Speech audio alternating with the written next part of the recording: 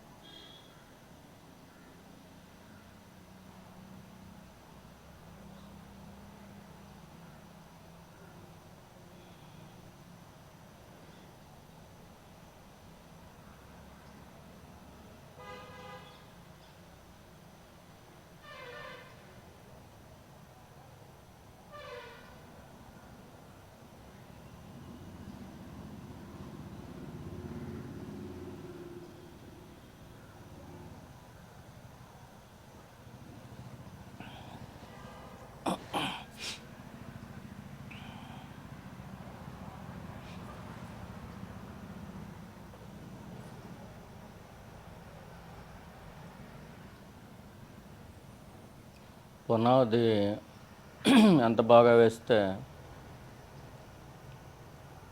Building కూడా అంత స్ట్రాంగ్గా ఉంటుంది.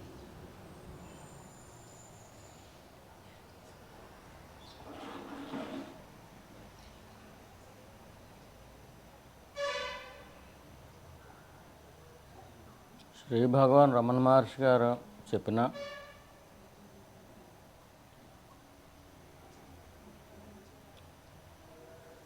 మహర్షి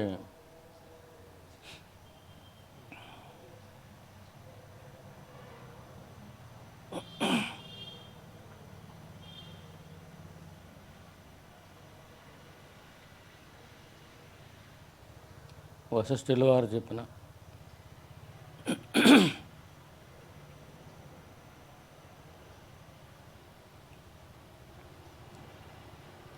వేదాల అంతంలో ఉన్న ఉపనిషత్తులు చెప్పిన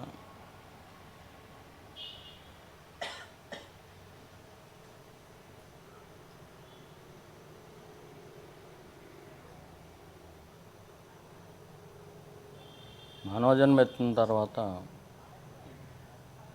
ప్రధానంగా తెలుసుకోవాల్సింది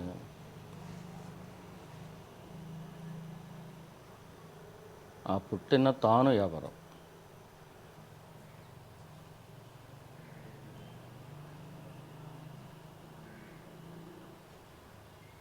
మానవ జన్మ యొక్క లక్ష్యం అంతస్తులు పెరగటం కాదు. ఒకవేళ అంతస్తులు నిజమే అనుకున్నా నువ్వు వాటిని విడిచిపెట్టి వెళ్ళవలసిందే. గౌరవాలు పదలో పొందటం కాదు. ఒకవేళ అవన్నీ పొందినా కానీ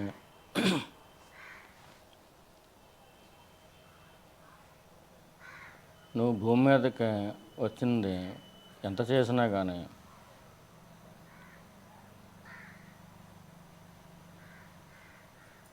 ఒక దీర్ఘ స్వప్నము.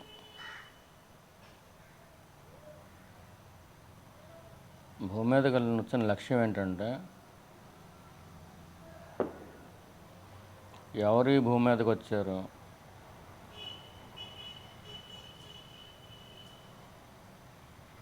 ఎందుకు వచ్చారు, అసలు ముందు ఎవరు వచ్చారో అది తెలుసుకోవాలి. ఎవరు ఈ భూమి మీదకి వచ్చారో, ఈ మానవులుగా పుట్టారో, అంటే ఎక్కువ స్కోప్ మానవులకే ఉంది జంతువుల కంటే కూడా. గోలక్ష్మి లాంటి వారు పొందినా కానీ పూర్వజన్మల్లో మానవ జన్మలో ఉండగా చేసిన తపస్సు. ఏ తపస్సు లేకుండా ఆ పశు జన్మలో పొందలేరు. అంటే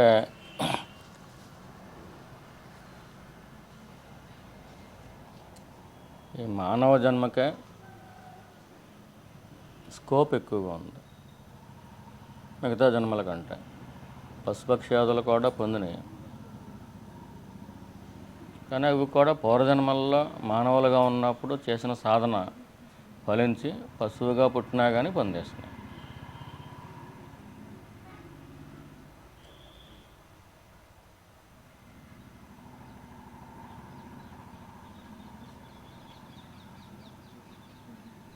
మనం ఎవరం అనే మన గురించే మనకు తెలియకుండా ఇతరులందరి గురించి కూడా తెలుసుకోవటం ప్రయోజనం ఏంటి? ముందుగా మన గురించి మనం తెలుసుకోవాలి. మన గురించి మనం తెలుసుకోవాలనుకుంటే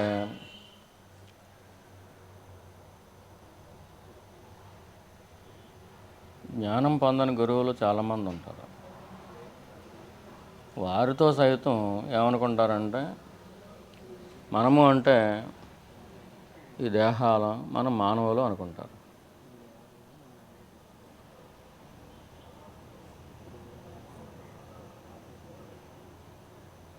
ఉపనిషత్తులు ఎన్నో లక్షల సంవత్సరాల క్రితం, కోటాను కోట్ల సంవత్సరాలు కాదు, యుగాల క్రితం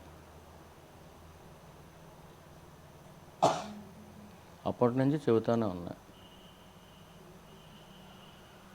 ఏం చెబుతున్నాయి?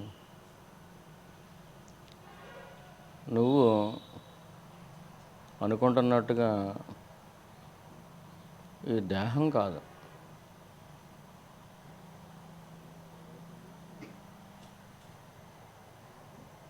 తాను దేహం కాదు అని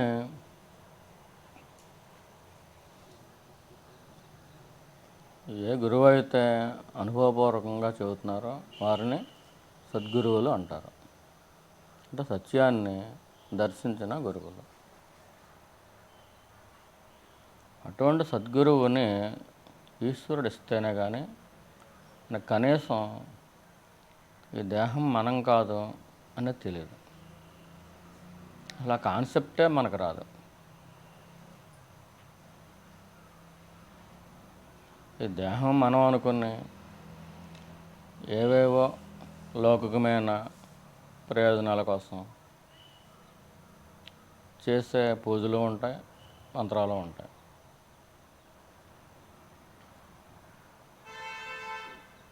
వాటి ద్వారా మళ్ళీ మనం ఈ పుట్టడం చావటం అనే దాంట్లోకి వెళ్ళిపోతున్నాం.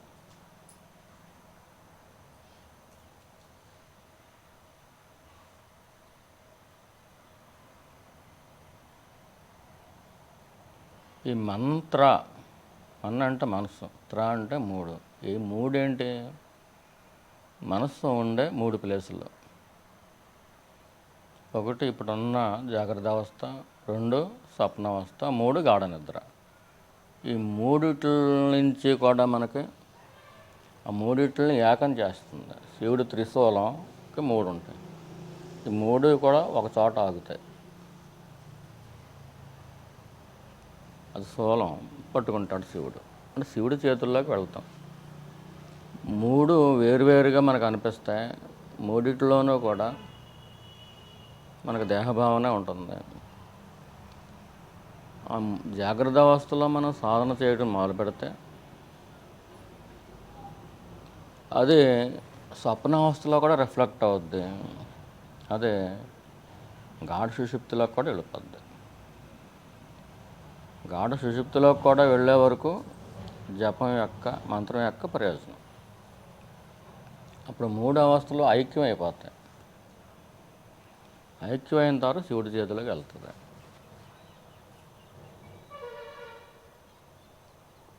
శివుడు అంటే ఏంటి? శుభం.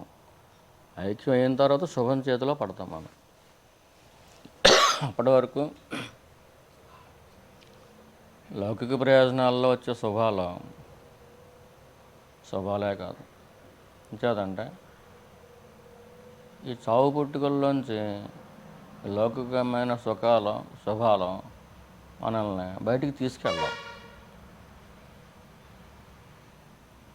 మనం ఎన్ని సుఖాలు పొందినా, ఎన్ని శుభాలు పొందినా అది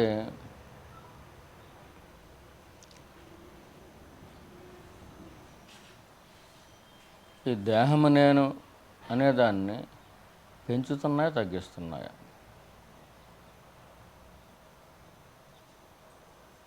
ఈ దేహము నేను అనేదాన్ని పెంచితే అది శుభం ఎలాగవుతుంది?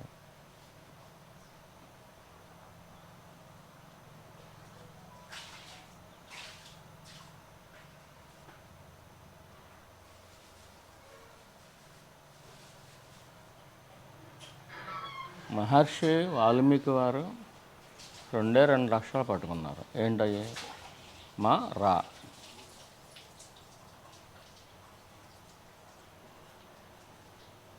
మరా అంటే మరణం, యముడు.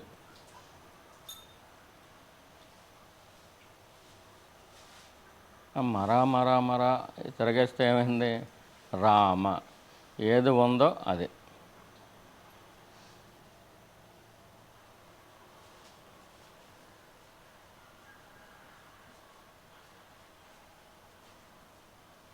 ఏది ఉందో అదే నేను. రామ. అదే తెలిసి చేసినా తెలియక చేసినా కానీ నిప్పులో చేయి పెడితే ఎలా కాలుతుందో అలాగే రామ రామ రామ, అదే మర ఇలా చేయగా ఏమవుతుంది? ఇది కాలుతుంది. ఎవరు చేస్తున్నారో వాళ్ళు కాలుతారు. వాళ్ళల్లో మంచిగా ఉంటే మంచిగా కాలిపోతాయి, చెడ్డ ఉంటే చెడ్డ కాలిపోతుంది. జన్మలు ఉంటే జన్మలో కాలిపోతాయి. ఎన్నో ఘోర పాపాలు చేసినా కానీ అవి కూడా కాలిపోతాయి. ఇంచేత ఈ పాపాలన్నీ మనసు అనే సంచిలో ఉన్నాయి. ఈ పాపాలతో సహా ఉన్న సంచిని తగలెట్టేస్తుంది ఆ నామం.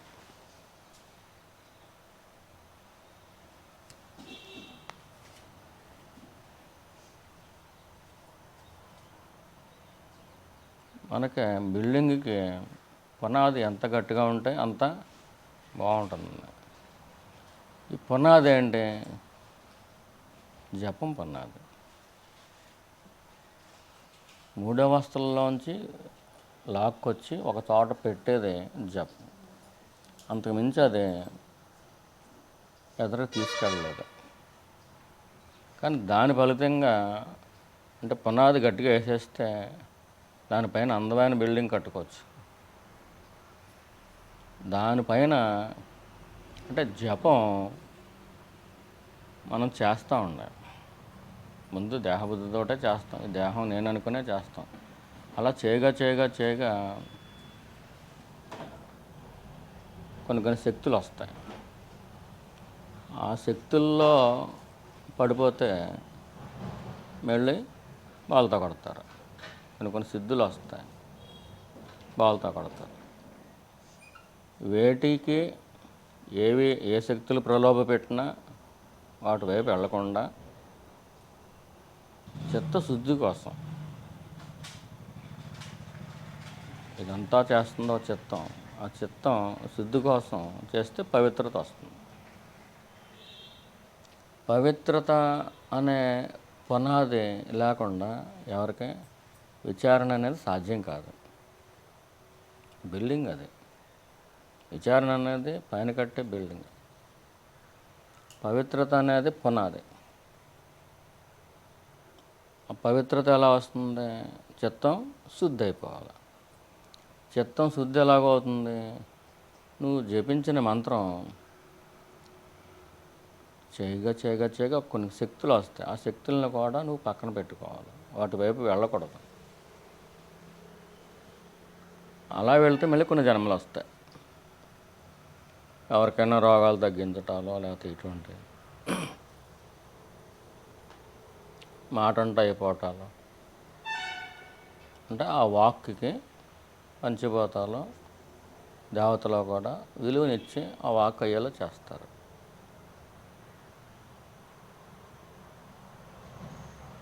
జపం స్థాయిలో నువ్వు చేయగా నువ్వు చేయక్కర్లేకుండానే అదే సాగుతూ ఉంటుంది.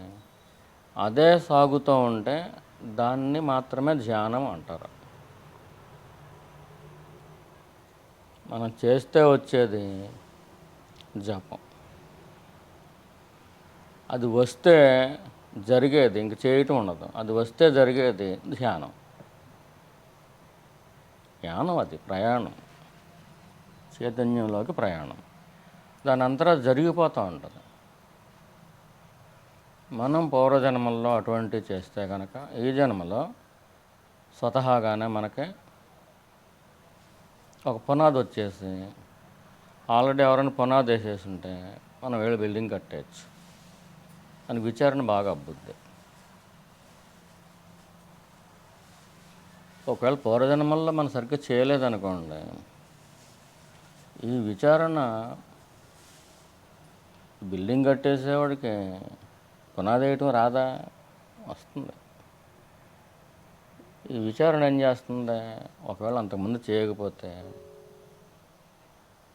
ఒక సద్గురువుని ఆశ్రయిస్తే సద్గురువు యొక్క దయ వల్ల ఏమవుతుంది? ఇది కూడా లోపలికి తొలుచుకుంటూ వెళ్తుంది. మహర్షి వాల్మీకి రామనామం చేసి అంత ముందు జన్మల్లో ఉన్న పాపాలన్నీ కూడా భస్మీపటలం అయిపోయేదాకా చేశాడు.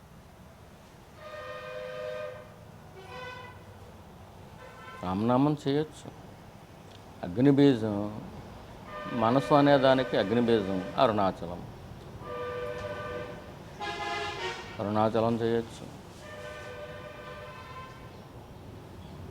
ఇది కాల్ చేస్తుంది, అది కాల్ చేస్తుంది. అది వస్తే జరిగేది ధ్యానం. నేను ధ్యానం చేస్తున్నామని అంటారు. ధ్యానం చేసేటువంటి అది చేస్తే వచ్చేది కాదు, అది వస్తే జరిగేది.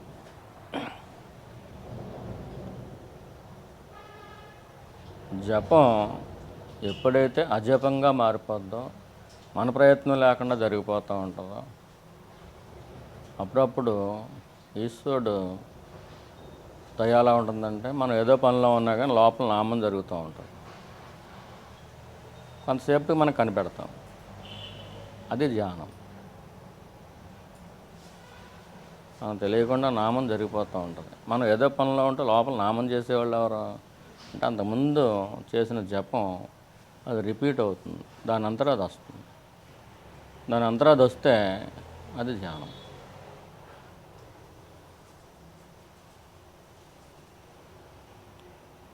ఎవరికైతే పూర్వజన్మల తాలూకు, ఈ జన్మ తాలూకు, రాబోయే జన్మల తాలూకు ఈ పాప ప్రారంధాలు అయితే ఉన్నాయో వాటిని భస్మీపాటలం చేసుకుందాం. ఇంచేతనంటే పాపం అనేది ఒక బాకీ. ఆత్మజ్ఞానానికి అడ్డం.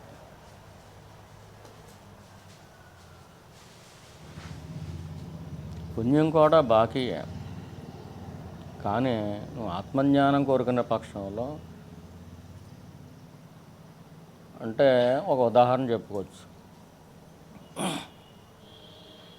నీ దగ్గర కొంత సొమ్ము ఉంది,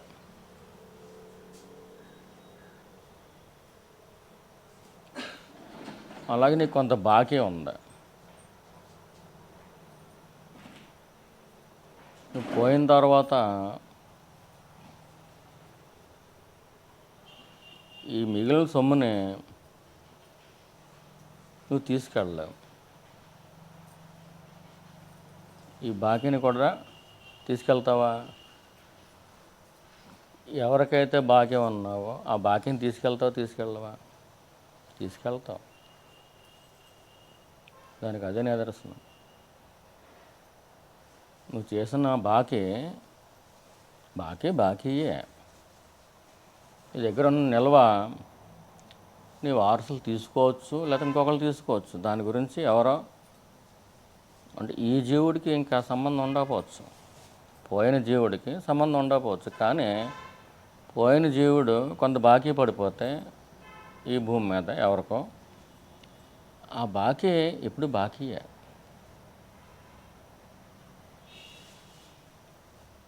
నీ దగ్గర నిలవన్న సొమ్ము పుణ్యం అయితే, నువ్వు బాకీ పడ్డ సొమ్ము పాపం. ఈ పాపం కూడా వస్తుంది, పుణ్యం కూడా వస్తుంది. కానీ అది నువ్వు వాడుకోవచ్చు, వాడుకోకపోవచ్చు. నీకు ఇష్టమైతే వాడుకోవచ్చు. నీకు బోల్డంత ఐశ్వర్యం ఇచ్చేసాడు, కానీ లోపల పూర్వజన్మల్లో చేసుకున్న సాధన వల్ల ఏదో పొద్దుటే మధ్యాహ్నం సాయంత్రం ఏదో కొంచెం పప్పుచారు వేసి తినేస్తున్నాం అనుకోండి. ఇప్పుడు పూర్వజన్మలో చేసిన సాధన ఫలితంగా ఇది సరిపోద్ది మనకి అనుకుంటున్నారు అనుకోండి. ఎన్ని కోట్లు ఉన్నా ఉపకారం ఏంటి? అది ఉపయోగించుకోవచ్చు, ఉపయోగించుకోకపోవచ్చు. నీకున్న కోరికలను బట్టి ఉపయోగించుకుంటాం. కోరికలు లేకపోతే అలా పడి ఉంటుంది అంతే.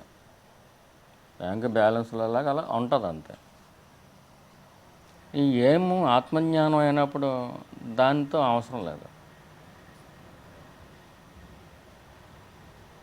అది నీకు భోగాలను ఇవ్వచ్చు, కానీ నీకు భోగకాంక్ష నీకు లేనప్పుడు దాంతో పనే ఉంది. కానీ చేసిన బాకీ మాత్రం తీర్చవలసి ఉంది. అదేవిధంగా పాపం మాత్రం ఖచ్చితంగా జవాబు చెప్పాలి. ఈ రామనామం ఏం చేస్తుంది? అరుణాచలం నామం ఏం చేస్తుంది? ఈ మనసుని కాలుస్తుంది కదా. మనసులో ఏమన్నాయో అవి కూడా కాలిపోతాయి. ఎవరికైతే బాకీ పడ్డావో, బాకీ అంటే డబ్బులనే కాదు, ఎవరినో తిట్టావు, ఆ తిట్టిన వాళ్ళు ఇంత బాధపడ్డారు.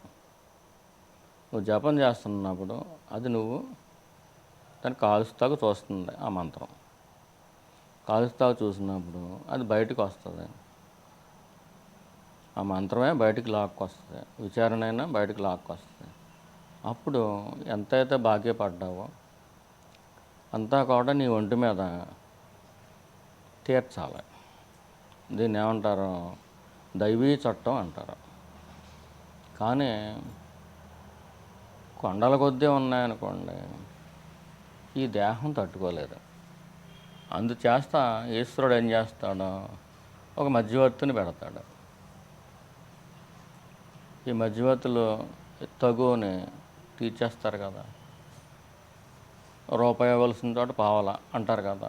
మరి ఇవ్వలేని పరిస్థితి కదా, పావలా అని సరిపెట్టుకోండి అంటారు కదా. అలాగా సరిపెట్టుకోవటానికి దైవీ చట్టం ఒప్పుకోదు. అందుచేత ఏం చేస్తారో, ఎవరికైతే దేహబుద్ధి ఉండదో, దేహాన్నే లోకాన్నే కూడా తలంపుగా చూడగలరు, వాళ్ళు ఈ పాప భారాన్ని కూడా తలంపుగానే చూడగలరు. అందుచేత వారు సహకారం చేస్తారు. వారినే సద్గురువు అంటారు. మనం ₹1 బాకీ తీర్చవలసి ఉంటే దాంట్లో 99 పైసలు ఆ బాకీ గురువులు తీసుకుంటాడు. ఈ 1 పైసా మనం తీర్చాలి. అంటే ₹100కి ₹1 మనం తీరుస్తాం. ఆ విధంగా మన ఒంటి మీదకి అది వస్తుంది.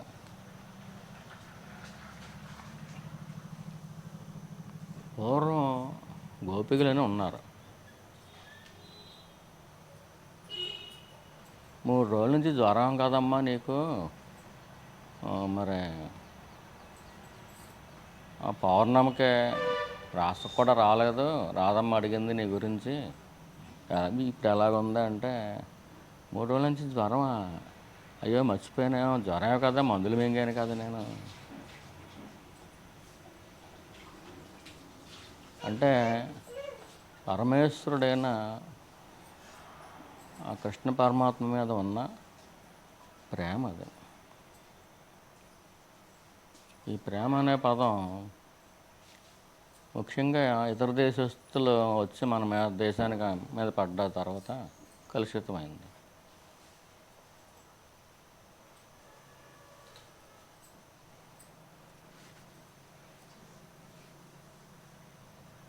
తపస్సు తపన, తపస్సు తపన, దాంట్లో కొంచెం హార్డ్షిప్ ఉంటుంది, కొంచెం కఠినత్వం ఉంటుంది. ప్రేమ కూడా తపనే, ఇది స్వీట్గా ఉంటుంది. తపస్సు తపనే, తపన పట్టాను కదా తపస్సు అంటారు. తపస్సు తపనే, కానీ దాంట్లో కొంచెం హార్డ్షిప్ ఉంది, కొంచెం కఠినత్వం ఉంది. ప్రేమ కూడా తపనే, అది కూడా తపస్సే, ఇది స్వీట్గా ఉంటుంది. అంటే ఆ 3 రోజుల్లో కూడా అక్కడ కృష్ణ పరమాత్మ దగ్గరికి వెళ్ళకపోయినా ఈ అమ్మ ఆదిష్టిలోనే ఉంది. అంచేత ఒంటి మీద జ్వరం ఉంది, 3 రోజుల నుంచి వాడుతున్నాను అనేది కూడా మర్చిపోయింది. ఆ టయానికి ట్యాబ్లెట్లు వేసేసుకుంటుంది, ఇంట్లో పని చేసేసుకుంటుంది. ఇంట్లో వాళ్ళు నీకు జ్వరంగా ఉంది కదా వెళ్ళొద్దంటే ఆగిపోయింది. కానీ దిష్టి అంతా ఎక్కడ ఉంది? పరమాత్మ దగ్గర ఉంది.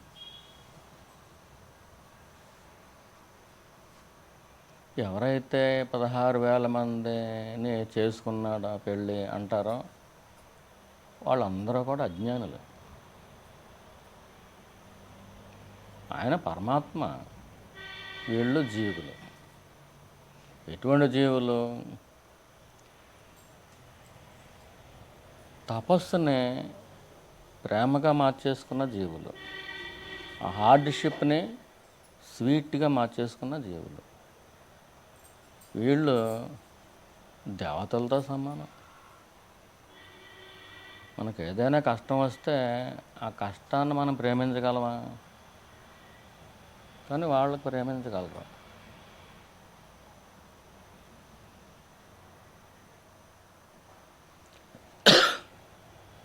సుఖాన్ని ఎవరైనా తీసుకోగలరు, సామాన్యులు. దుఃఖాన్ని ఎవరు తీసుకోగలరు? అలాగా ఇష్టపూర్వకంగా తీసుకుంటే వాళ్ళు సామాన్యులు అవుతారా? అసామాన్యులు వాళ్ళు. ఎవరికి పవర్ ఎక్కువ? సుఖాన్ని తీసుకున్న వాళ్ళకి పవర్ ఎక్కువ, కష్టాన్ని తీసుకున్న వాళ్ళకి పవర్ ఎక్కువ. కష్టాన్ని ఇష్టంగా మింగేసేవాడు వాళ్ళ శివుడి ఫ్యామిలీకి సంబంధించిన వాళ్ళు. గరళకంఠుడు కదా ఆయన. అది కష్టం, గరళం అనేది కష్టమే కదా, లోకాలన్నీ దహించేస్తుంది. ఆయన మింగేశాడు, ఇష్టంగా మింగేశాడు. ఏ సాధకులైతే ఈ గరళకంఠుల్లాగా కష్టాన్ని ఇష్టంగా తీసుకోవటానికి ఇష్టపడతారో ముందు, వాళ్ళు ఆయన జాబితాలోకి వెళ్ళిపోతారు. ఈ పరమేశ్వరి తీసుకెళ్ళి ఆ గ్రూప్లో పడేస్తుంది. అది ఎంత అదృష్టమో. ఏదైనా కష్టం వస్తే లౌకికులైన భక్తులు దేవుడా దేవుడా ఈ కష్టం తీసి అంటారు. సాధకులైన భక్తులు ఏం చేస్తారు? ఈ కష్టం ఏంటి, దీని రూపం ఏంటి, దీని పద్ధతి ఏంటి, ఇది ఎలాగుంది, దీన్ని ఒకసారి విశ్లేషణ చూద్దాం అని విశ్లేషిస్తే ఏముంటుంది?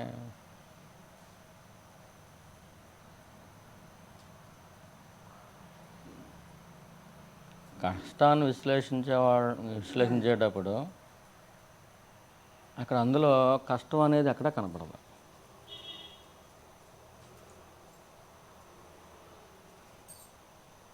ముద్దగా చూస్తే కష్టం, విశ్లేషణ చేస్తే ఏ కష్టం ఉండదు. అది ఒక అనుభవంగా మారుతుంది. ప్రతి కష్టం కూడా మనకి ఒక అనుభవంగా మారుతుంది. నిజానికి సుఖం కంటే కష్టమే మన మిత్రుడు, మన ఫ్రెండ్. కానీ మనం ఫ్రెండ్గా చూడం, ఎనిమిగా చూస్తాం. ఎందుచేత చూస్తాం? మనం ఆ తప్పు చేస్తున్నాం. ఏంటి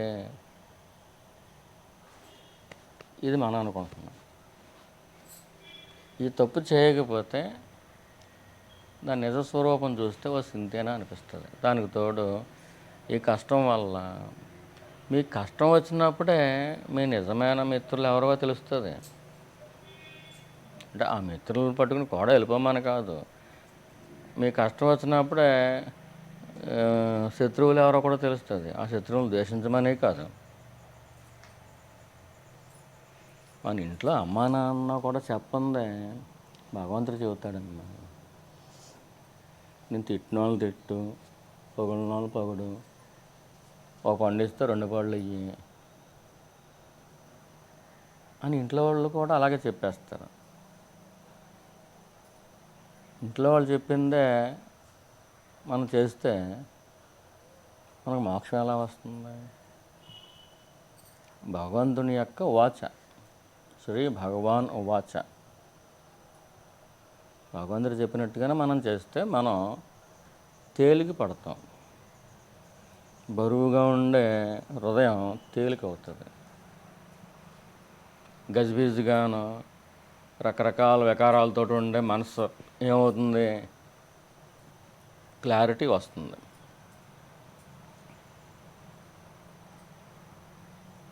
ఎప్పుడైతే ఈ మైండ్లో ప్యూరిటీ పెరుగుతూ ఉంటుందో అప్పుడు బ్రెయిన్లో క్లారిటీ వస్తుంది. అప్పటి వరకు ప్యూరిటీ లేనప్పుడు క్లారిటీ కూడా తగ్గుతుంది. ఏ మేరకైతే మన మనసులో పవిత్రత పెరుగుతుందో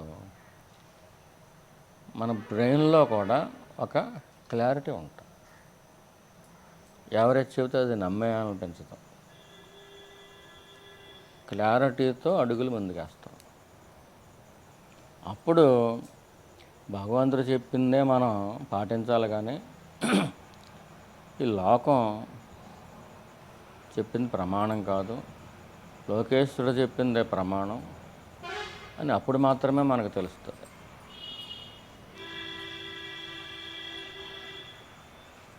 కనీసం కొంచెం కూడా జపం చేయకుండా,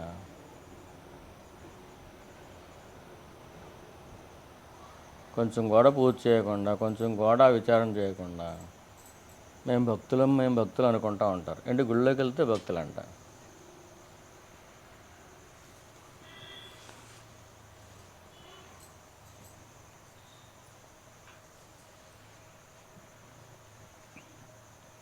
అంటే గుళ్ళోకి వెళ్ళొద్దని కాదు, వెళ్ళాలి కూడా.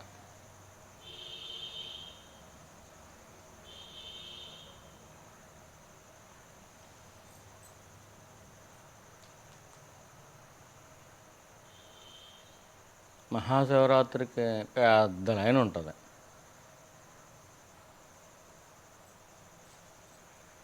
అమ్మవారు అందంట,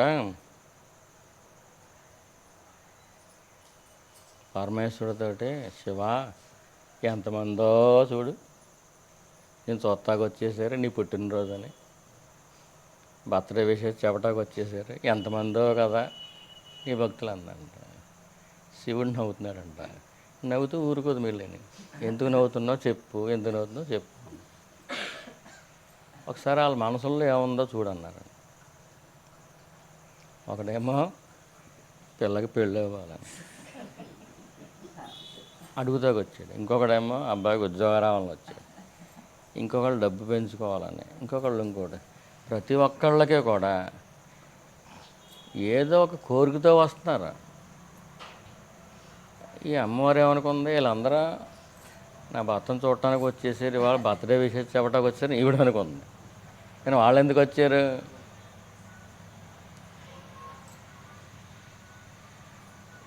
ఇప్పుడు మీరు బర్త్డే చేసుకుంటారండి.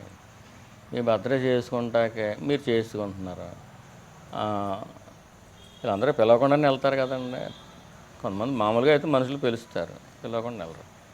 ప్రతి ఒక్కళ్ళు వచ్చి 2 అరటిపళ్ళు లేకపోతే 2 జాంకాయలు పెట్టి నాకు పలానా పని చేసి పెట్టు, నాకు పలానా పని చేసి పెట్టు, నాకు పలానా పని చేసి పెట్టు అని లిస్ట్ ఒకటి చెబుతున్నారు అనుకోండి. ఒక అసిస్టెంట్ పెట్టి కంప్యూటర్లో ఎక్కించుకుంటున్నారు అనుకోండి. ఇదేం బర్త్డే? మీరు బర్త్డే చేసుకుంటున్నారా? ఆ బర్త్డే రోజున ఏం జరిగింది? భక్తుల కోరికల లిస్టు పెద్దది వచ్చింది. ఇప్పుడు ఇంతగా బర్త్డే అయినట్టే లేదా? ఎక్కడ చేశారు బర్త్డే? అందుకని నవ్వాడు. మీరు ఎలా నవ్వారు, ఆయన అలా నవ్వాడు. అంటే అడగటం తప్ప అంటే తప్పేం కాదు. చిన్నపిల్లలు ఆడుకుంటాక బ్యాట్, బాల్, ఐస్ క్రీమ్ అడుగుతారు. పెద్దవాళ్ళు చక్కగా 4 బంగ్లాల బంగారాలు, ఐశ్వర్యం అడుగుతారు. అంటే ఇంకా 80s వచ్చేసినా కానీ అడుగుతారు. ఏంటి, నాకు కాళ్ళు పని చేయాలి, కీళ్ళు పని చేయాలి, ఈ మధ్యకాలంలో పలానాది వణుకొస్తుంది, అది రాకుండా ఉండాలి. ఇవన్నీ కూడా దేహం నేను అని అనుకోవటం వల్ల వస్తుంది. పాపం వాళ్ళు కూడా నిందించటానికి లేదు, భక్తులను కూడా. వాళ్ళందరూ ఎందుకు అనుకుంటున్నారు, అటువంటి కోరికలు ఎందుకు కోరుకుంటున్నారు? తప్పు అమ్మదా? అది తప్పు కాదు. వాళ్ళు చేయకపోవడం తప్పు. ఏం చేస్తున్నారు? దేహం నేను అనుకుంటున్నారు. దేహం నేను అనుకోవడం వల్ల నాకు కాళ్ళు పోట్లు వస్తున్నాయి, తగ్గింది సేవ అంటున్నారు.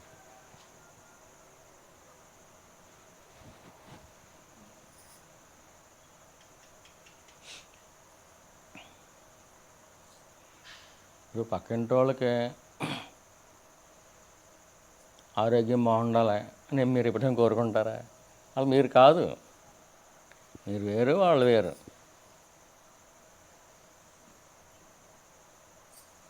ఆ కుర్చీ వేరు, మీరు వేరు. కుర్చీ బలంగా ఉండాలి మీరు కోరుకుంటారా? కోరుకోరు. మీరు ఏమనుకుంటున్నారో 100కి 100 పాళ్ళు. పోనీ 1% తగ్గిందాం అంటే ఒప్పుకుంటలేదు ఎవరు. కొంచెం తగ్గిందాం, 99.9 వేద్దాం, 0.1% తీద్దాం అనుకున్నా. 100కి 100 పాళ్ళు నేను ఈ దేహాన్ని అని సత్సంగంలో అనుకోరు, కానీ బయటికి వెళ్ళిన తర్వాత నేను ఈ దేహాన్నే అంటారు. ఈ దేహం పేరు చెప్పి ఎవరైనా ఒక మాట అంటే అనిపించేవాడు ఈశ్వరుడే, నువ్వు ఇప్పుడు దాకా అక్కడ ఉండి వినొచ్చావు కదా, నువ్వు నిజంగా దేహం అనుకుంటున్నావా లేదా అని చిన్న టెస్ట్ పెడుతున్నాడు అని చెప్పి అనుకోం మనం.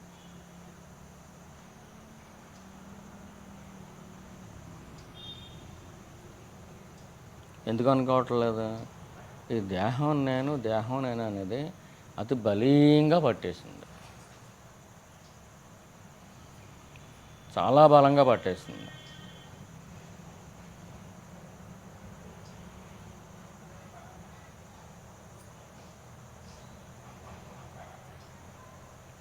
ఆ జీవుల్లో ఆ జీవుడే తాను అన్నట్టుగా పట్టేసింది. దేహం పడిపోయిందంటే అర్థం ఏంటి? అంటే దేహం చనిపోయిందంటే అర్థం ఏంటి? ఒక పాశంతో ఆ జీవుని లాగుతారు. పాశం అంటే బంధించేది. యమపాశం అయితే యమకింకర్లతోటి అది జీవుడిని పైకి లాగేస్తారు. కంటికి కనిపించదు, అది గిరగలా తన్నుకుంటూ వెళ్తాడు.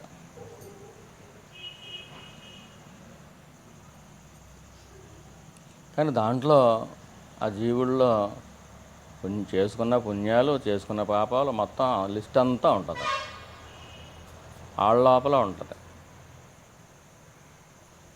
బయట ఎక్కడా పెట్టరు. బయట ఎక్కడైనా పెడితే తీసుకెళ్ళి కాల్ చేయొచ్చు, అంచేత ఆ జీవుల లోపలే పెట్టేస్తారు. చాలా సూక్ష్మంగా ఉంటుంది.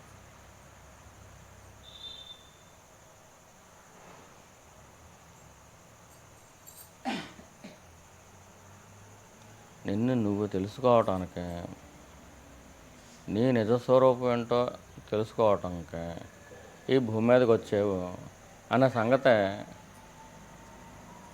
ఎన్ని సంవత్సరాలు తెలిసింది? నీ జీవితంలో ఎన్ని ఏళ్ళు అయిపోయిన తర్వాత తెలిసింది?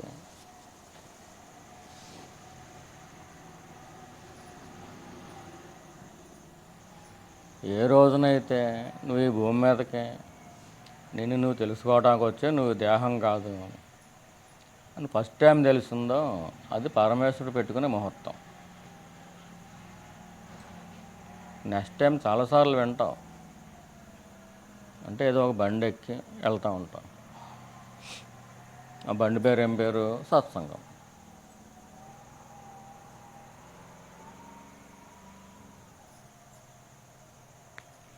అంటే పూర్వం ఆరోగ్యాన్ని అన్నారు, ఈ శంఖచక్రాలు వేయించుకుంటారంట.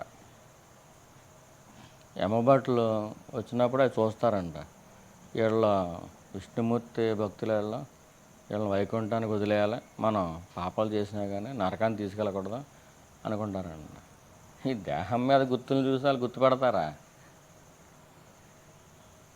శంఖచక్రాలు అచ్చులు వేయించుకునేవారంట పూర్వం. దేహమే కాలిపోతుంది కదా, దాంతోపాటు అచ్చులు కూడా కాలిపోతాయి కదా. వాళ్ళు తీసుకెళ్ళేదండి దేహాన్న, జీవున్న. అంటే ఆ కాన్సెప్ట్ రాంగా రైటా? రాంగ్ అది.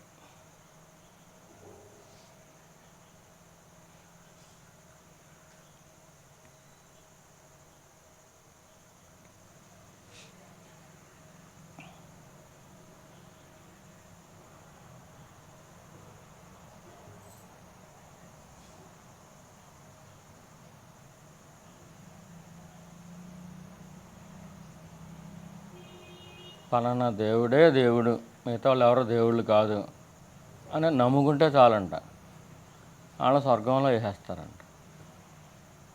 భూమి మీద ఎన్ని పాపాలు చేసినా కానీ స్వర్గమేనా? ఆ కాన్సెప్ట్లన్నీ రాంగ్.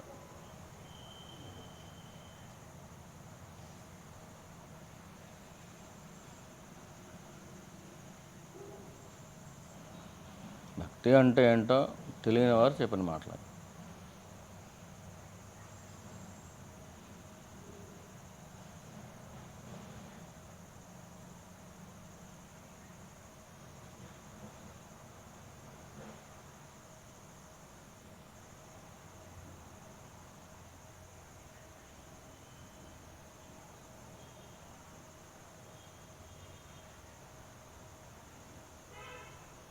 నీకు నువ్వు దగ్గరగా ఉన్నావా, బయట వాళ్ళ దగ్గరగా ఉన్నారా? నీకు నువ్వే దగ్గరగా ఉన్నావా, బయట వాళ్ళ దగ్గరగా ఉన్నారా? మరి నువ్వే దగ్గరగా ఉన్నప్పుడు బయట వాళ్ళని చూసినంత ఈజీగా నిన్ను నువ్వు చూసుకోలేకపోతున్నావేంటి?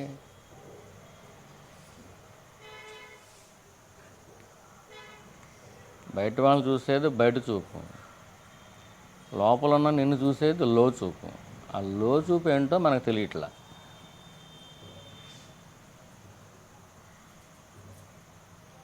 బయట చూపుకి కళ్ళు అవసరం, లో చూపుకి కళ్ళు అవసరం ఉండదు.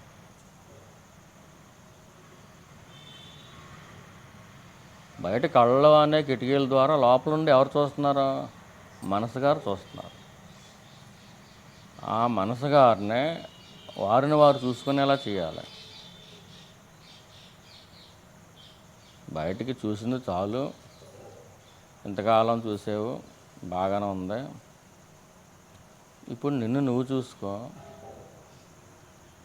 నువ్వెవరో నువ్వే చూసుకో, నిన్ను నువ్వే చూసుకో, నువ్వు ఎక్కడున్నావో చూసుకో. బయట చూసేది ఎవరో? మనసు. ఆ మనసునే మనసా నువ్వు ఎక్కడున్నావు, ఎలా ఉన్నావు, నీ అడ్రస్ ఏంటి? నా లోపలే ఉన్నావు కానీ బయటికి లేవు కదా, నా లోపల ఎలాగున్నావు?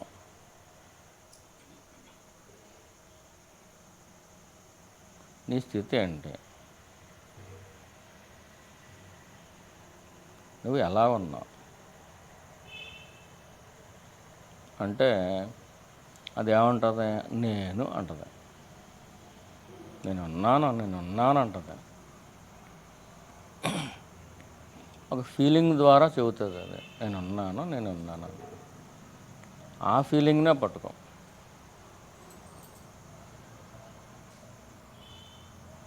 ఎవరికే కూడా నేనున్నాను అనే ఫీలింగ్ లేకుండా ఉన్నారా? నేనున్నాను అనే ఫీలింగ్ లేకుండా లోకంలో తిరిగేస్తూ ఉంటారు, కానీ నేను దేహాన్ని తిరుగుతూ ఉంటారు. నేను దేహాన్ని నా దేహం మీదకి రాకుండా, నేను దేహాన్ని అంటే బయట చూపు, నేను ఎవరు అంటే లోచూపు. అది నేను దగ్గరే ఉండటం, అది సాధన. నేనున్నాను అనే ఫీల్ అవుతున్నాం కదా అందరం. నేనున్నాను అనే ఫీలింగ్ లేకపోతే నేను దేహాన్ని అనేది వచ్చేస్తుంది. ఇది ఒక జన్మ కాదు, కొన్ని కోట్ల జన్మల నుంచి అలవాటుగా ఉంది. కాబట్టి ఆ అలవాటే మనం కళ్ళు తెరిసిన వెంటనే వచ్చేస్తుంది. మనం కళ్ళు తెరిసిన వెంటనే ఫస్ట్గా వచ్చేది ఏంటి? నేను ఈ దేహాన్నే. మరి కళ్ళు తెరకముందు ఎక్కడున్నా? నిద్రలో ఉన్నా. మరి నేను గాఢ నిద్రలో అప్పుడు దేహం లేదా? ఉంది కదా. మరి అప్పుడు నేను ఈ దేహాన్ని ఎందుకు అనుకోవట్లేదు? ఈ దేహం నేను అనుకునేవాళ్ళు పడుకున్నారు, రెస్ట్ తీసుకుంటున్నారు. అదేంటి ప్రతిరోజు రెస్ట్ ఎందుకు దానికి? నీకు కోట్లు డబ్బులు ఉన్నా కానీ ఖచ్చితంగా నిద్ర అవ్వాలాడు. నిజంగా డబ్బులోనే అంత ఇష్టం ఉంటే, అదే నిజంగా సుఖం అనుకుంటే, ఆ డబ్బుని కాగులం చేసుకోవాలి కదా. వాడు కూడా ఎందుకు నిద్ర అవుతున్నాడు?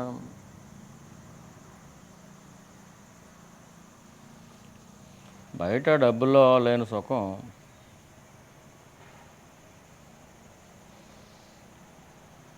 ఎంత పెద్ద కోరిక నెరవేరినా కానీ ఆ రోజు నిద్రరాడా? ప్రధానమంత్రి అయిపోయాడు అనుకోండి, ఆ రోజు నిద్రరాడా? మరి ఎందుకు నిద్ర అవుతున్నాడు? ప్రతి జీవుడు కూడా నిద్ర రాకపోతే ఎందుకు తేడా వచ్చేస్తుంది? అసలు నిద్ర అంటే ఏంటి?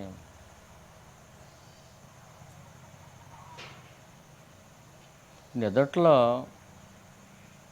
ఎక్కడికో వెళ్తున్నాడు, వెళ్ళి సుఖపడుతున్నాడు. నిద్రలో బట్టలు కక్కర్లేదు, నిద్రలో వంట లేదు, నిద్రలో అసలు ఏ గొడవ లేదు, నిద్రలో అన్నీ ఇడిచిపెట్టేశాడు. తనకి ఇష్టమైన ఇడిచిపెట్టేశాడు. తను ఏదైతే భాగం అనుకున్నాడో ఆ భాగాన్ని కూడా వదిలిపెట్టేశాడు.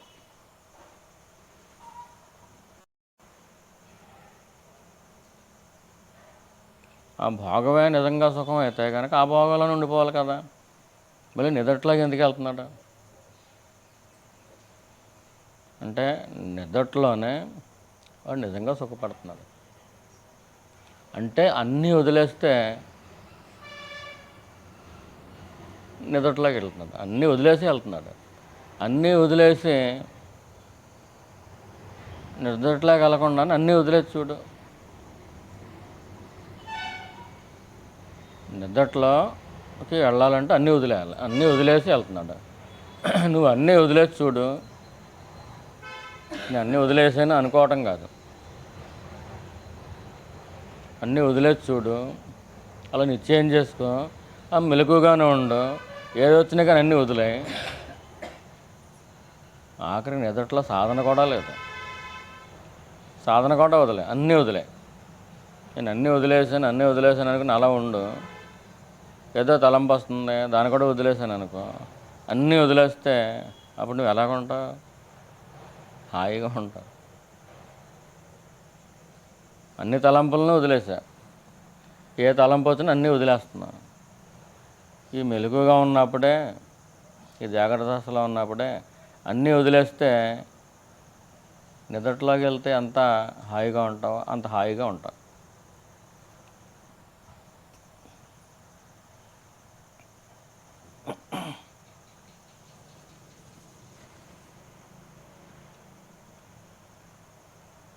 ఏ ఒక్కటి వదలపోయినా కానీ అన్నీ వదిలేసాడు, ఆ ఒకటే పట్టుకుంటున్నామంటే అది జాగ్రత్త అవస్థ, దుఃఖం. ఏ ఒక్క తలంపుని పట్టుకున్నా దుఃఖమే నీకు.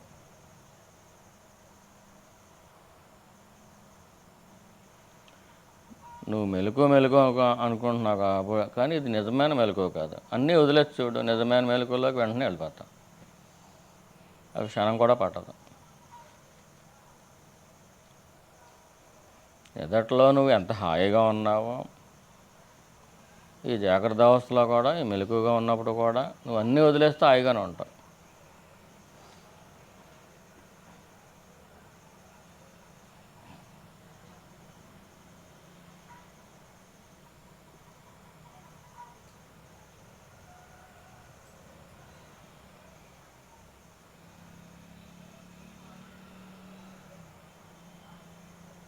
ఎన్ని వదిలేసినా కానీ ఈ దేహం నేను అనేది అవసరం.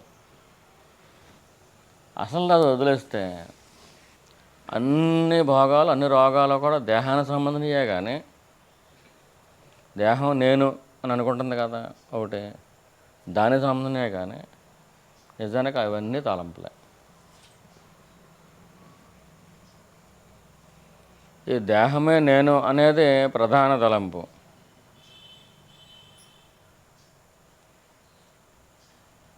అదే మిగతా అన్నీ నావే నావే నావే, వీళ్ళందరూ నా వాళ్ళే, నాకు ఇన్ని ఉన్నాయే అని చెప్పి అనుకుంటుంది. ఎవరు అనుకుంటున్నారు?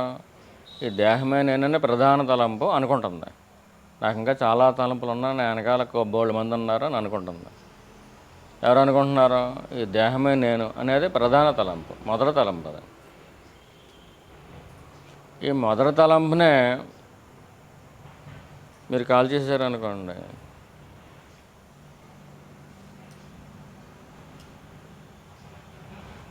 మీ చేతిలో దారం ఉంది, దారం దేనికొని గాలిపటానికి ఉంది. ఈ చేతిలో ఉన్నది అలా విడిచిపెట్టేస్తారనుకోండి, గాలిపటం ఎటు వెళ్ళిపోద్ది.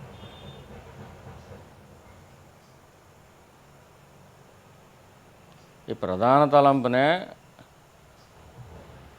మీరు అదేంటో చూసారనుకోండి, ఇలా చెయ్యి ఇలా ఇప్పారనుకోండి, దారం బయటకు వెళ్ళిపోద్ది. ఇప్పితే చాలు దారం బయటకు వెళ్ళిపోద్ది. దాన్ని కత్తిరించుకుని కొయ్యక్కర్లేదు, కత్తిరించుకుని తెగ్గొట్టక్కర్లేదు. ఈ దేహమే నేను అని ఒకటి అంటుంది కదా, అది ఎవరు అంటే మనసు. మనసా నువ్వు ఎక్కడున్నావు? నేను నీ లోపల ఉన్నాను.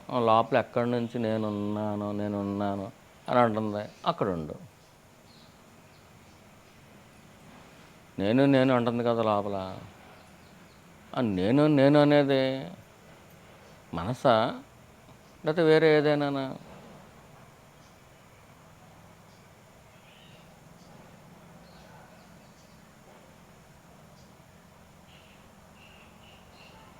అది నువ్వు మనసు అనుకుంటున్నావు.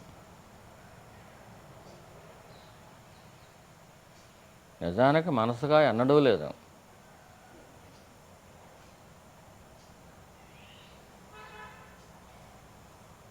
నువ్వు ఏదైతే నేను అనుకుంటున్నావో దాని నిజమైన రూపం పరమేశ్వరుడే, చైతన్యమే.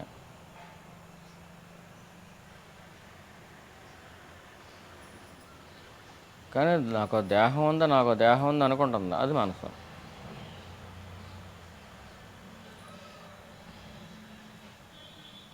ఏ మనసు అయితే నిన్ను 30 తిప్పలు పెడుతుందో, 3 చెరువులు నీళ్ళు తాగిస్తుందో, అంటే ఒక స్థాయికి వచ్చే వరకు తెలియదు.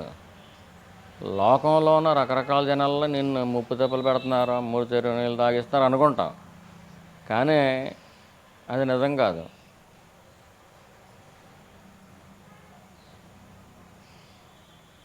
నువ్వు మెలకు వచ్చేస్తుంది అనుకుంటున్నావు, కానీ దేహం నేను అనుకుంటుంది కదా ఒకటి.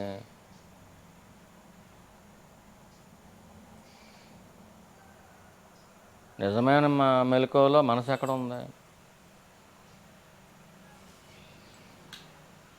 ఏదైతే దేహమే నేను దేహమే నేను అనుకుంటుందో దాని వైపు చూస్తే అది కనిపిస్తుందా?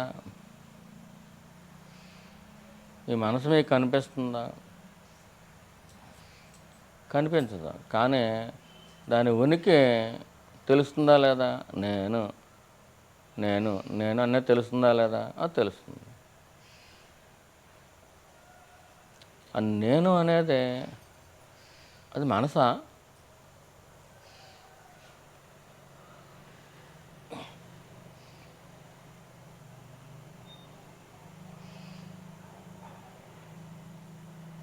నేను అనేది ఉందా లేదా? అసలు లోపల ఉందండి లేదా? నేను అనేది ఉందా లేదా?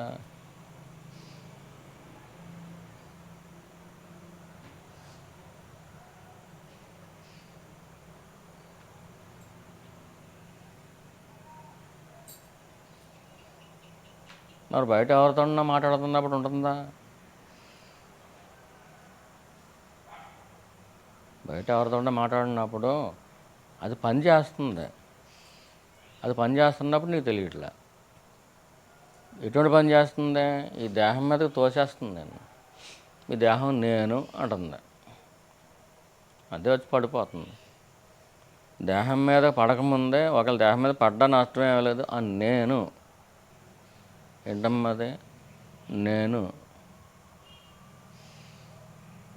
అనేది ఎక్కడుంది? అక్కడే ఉండిపోవటమే తపస్సు.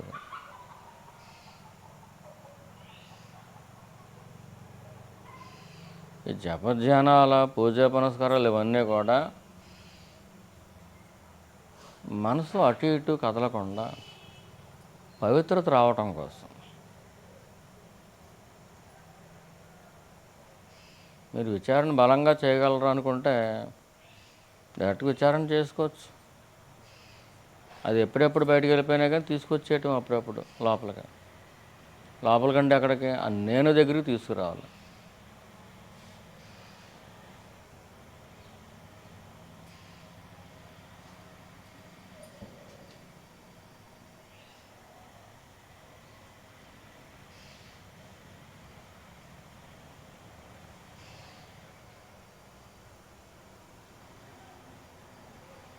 వంట చేసుకునే వాళ్ళకి నేనుంది, ఉద్యోగం చేసుకునే వాళ్ళకి నేనుంది, చదువుకున్న వాళ్ళకి నేనుంది, చదువు లేని వాళ్ళకి నేనుంది. నేను అనేది అందరిలోనూ ఉంది. నేను తెలుసుకోవటానికి నువ్వు చేసే పనికి సంబంధం ఏంటి అసలు?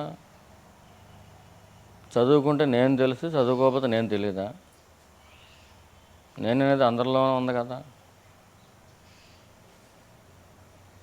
నేను అని అందరూ అంటున్నారు కదా.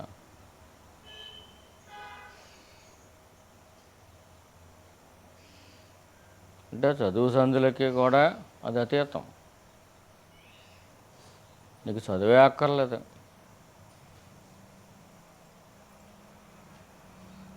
కొంచెం కూడా పెట్టుబడి లేదు. కనీసం నోరు కూడా ఎప్పి ఏదో పలానా మంత్రం చేద్దామని కూడా అక్కర్లా. నోరు మూసేసుకొని నేను అనుకుంటా. అలా అనుకుంటూ నేను దగ్గర ఉండిపోతా.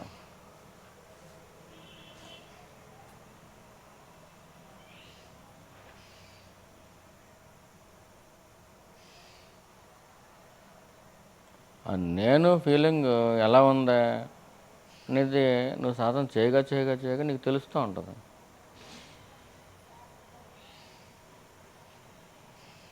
ఆనందంతో తొణిగిసలాడుతూ ఉంటుంది.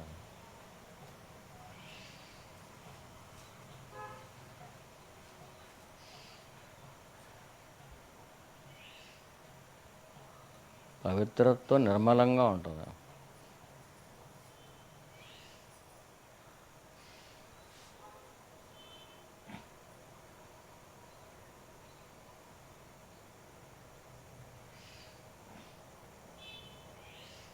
చాలా హుందాగా ఉంటుంది, గంభీరంగా ఉంటుంది, కానీ చాలా సరళంగా ఉంటుంది.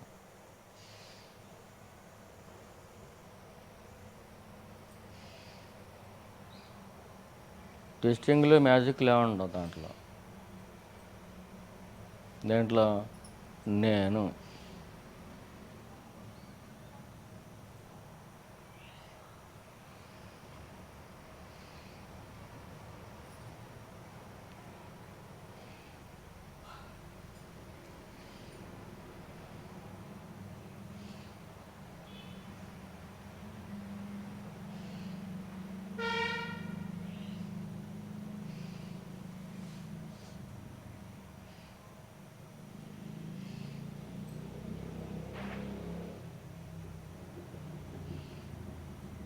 అర్జునుల వారికి జ్ఞానం ఇచ్చేయాలనుకుంటే అంత సబ్జెక్ట్ చెప్పక్కర్లేదు.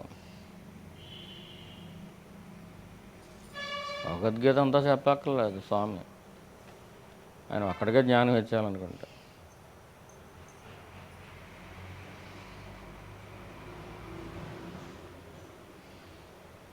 ఆయన ముట్టుకుంటేనే మోక్షం.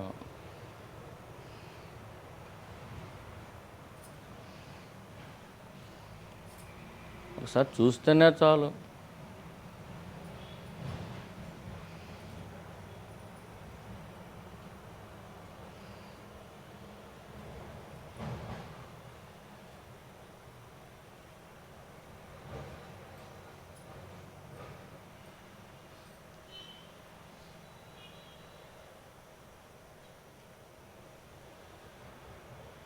మంచి చెడ్డ ఎన్ని ఉన్నాయా? నువ్వు దేహం అనుకుంటే అన్నీ ఉన్నాయి.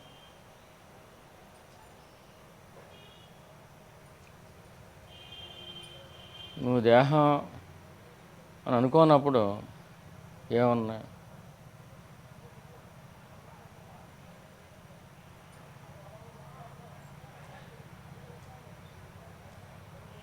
నువ్వు దేహం కానప్పుడు మంచి ఏముందో చెడ్డ ఉంది నీకు.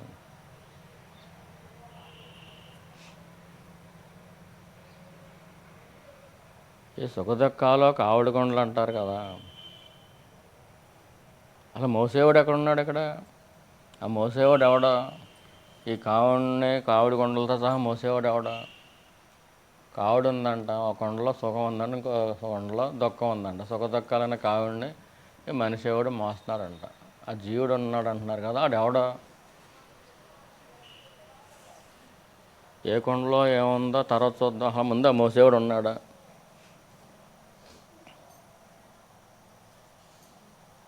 నేను ఈ దేహాన్ని అనుకుంటేనే కావడి వస్తుంది, కొండలో వస్తాయి, మోతా ఉంటుంది. నువ్వు దేహం అనే కానప్పుడు మోత ఎక్కడుంది నీకు? నువ్వు దేహానం అయితేనే ఈ ప్రారంధాలు, పాపాలు, పుణ్యాలు ఎన్నో ఉంటాయి.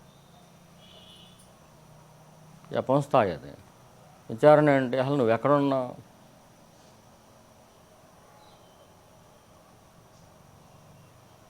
నువ్వు ఉన్నావా లేదా అంటే ఉన్నావు. మళ్ళీ నువ్వు ఉన్నావా లేదా అంటే ఉన్నావు.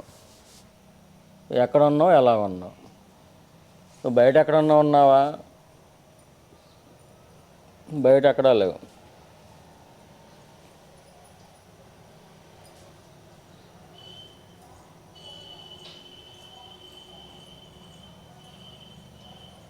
నీలోనే నువ్వు ఉన్నావు, నువ్వుగానే ఉన్నావు. నేను ఉన్నాననే ఆ ఫీలింగ్ నీకు నీ లోపల నుంచి వస్తుందా, బయట నుంచి వస్తుందా?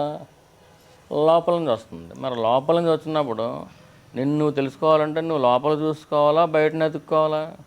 లోపలికే చూసుకోవాలి. లోపలికి చూసుకుంటాకే ఇంకా వేరే సాధనాలు, పరికరాలు ఏమైనా అవసరమా?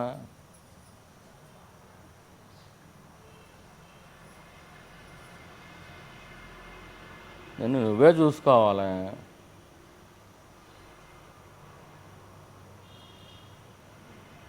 నువ్వు ఎక్కడికి వెళ్ళాలి? నువ్వు నీలోకే వెళ్ళాలి.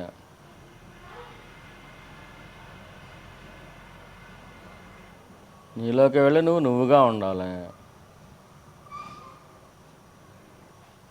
నేను నేను నేను అక్కడ ఉండాలి.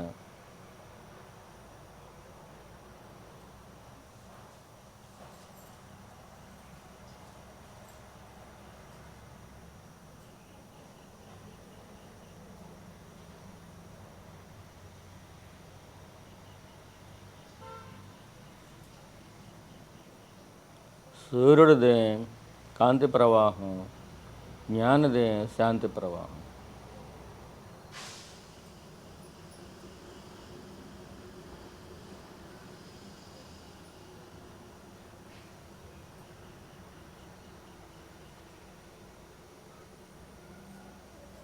శాంతి ప్రవాహానికి మాటలు కూడా అవసరం ఉండదు.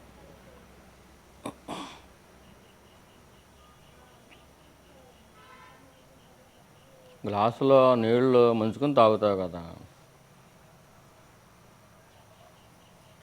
గ్లాసులో నీళ్లు తాగుతావు, గ్లాసు తాగవు. ఆ మాటలనే గ్లాసుల్లోంచి శాంతిని తాగేస్తావు. మాట అనేది, అక్షరం అనేది ఒక గ్లాసు. ఆ అక్షరంలో శాంతి నిండి ఉంటుంది. ఆ అక్షరం హృదయ వాక్కు అయితే, హృదయంలోంచి పుడితే.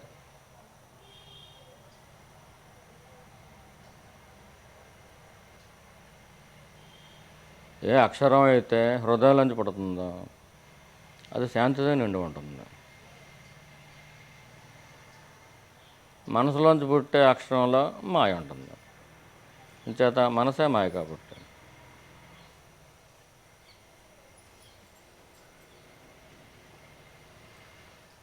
మనసులోంచి పుట్టే మాట అది ఎంత గొప్ప మనసైనా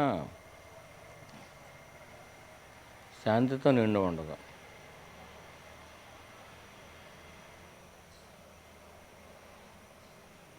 శాంతినిచ్చే శక్తి మనసుకు ఉండదు, ఒక హృదయానికే ఉంటుంది.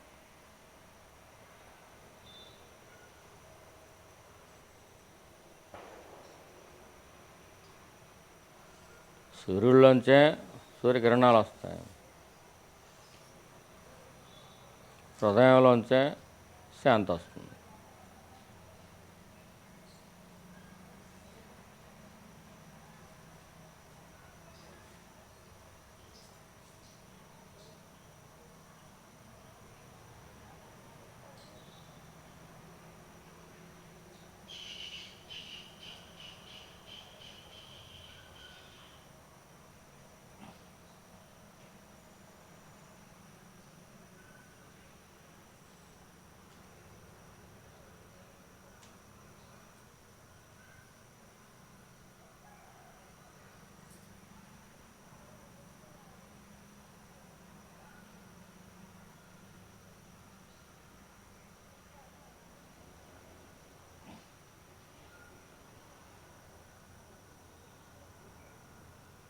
నేను అనేది ఎక్కడి నుంచి వస్తుంది నీకు? బయట నుంచో లోపల నుంచా? ఆ లోపల నుంచి ఎక్కడి నుంచి వస్తుంది? ఎక్కడి నుంచి వస్తుందో తెలుసుకోవాలంటే నేను నేను నేను అని ఫీల్ అవుతూ ఉండు. నోటి మాటగా చెప్పడం కాకుండా నేను నేను నేను దాని తలకాయ పట్టుకో.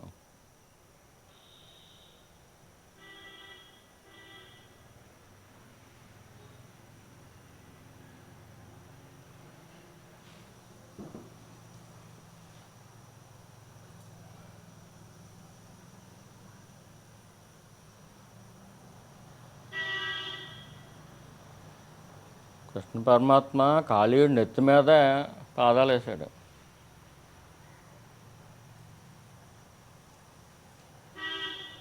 నెత్తి మీద ఆడుకున్నాడు.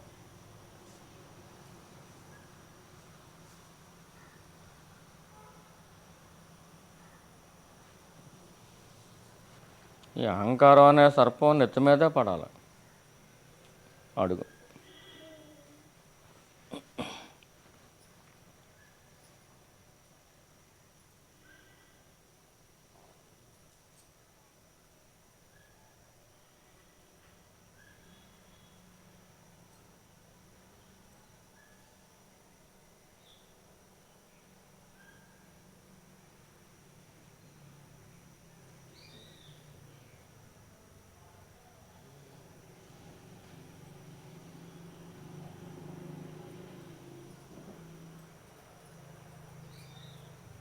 నువ్వు ఏకాంతంగా ఉన్నప్పుడు కాదు, హృదయంలో ఉండగలగటం వస్తే 100 మంది మధ్యలో కూడా నువ్వు మౌనంగానే ఉండగలవు.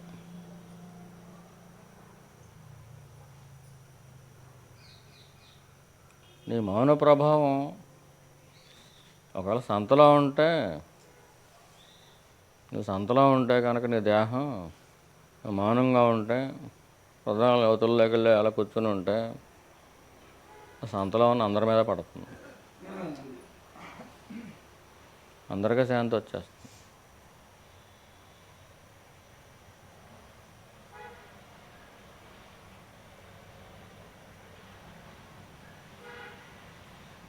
సంతలో డబ్బులు పట్టు కొనుక్కోవాలి, ఈ మౌనానికి ఎవరో డబ్బులు ఇవ్వాల్సిన అవసరం ఉండదు.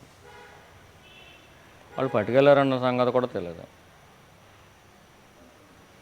తలపాట్లు పోతాయి.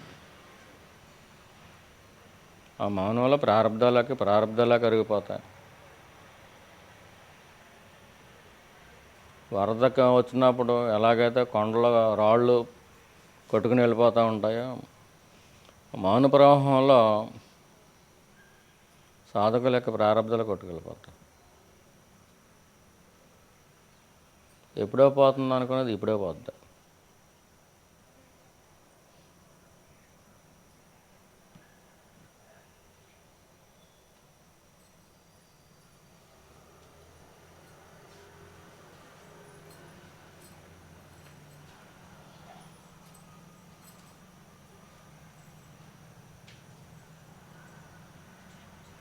సత్యానికి సంబంధించిన ధనం సాధన అంటే ఏంటి? అది కూడా ధనమే. అది ఏ ధనం? అదే సత్యానికి సంబంధించిన ధనం. ధనం.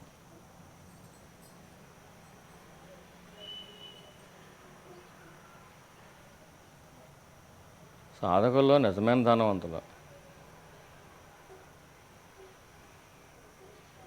వాళ్ళకి ఇంట్లో ఉండొచ్చు, ఉండకపోవచ్చు, కానీ హృదయాభిముఖంగా వెళ్ళి హృదయం సన్నిధిలో ఉంటున్నారు కాబట్టి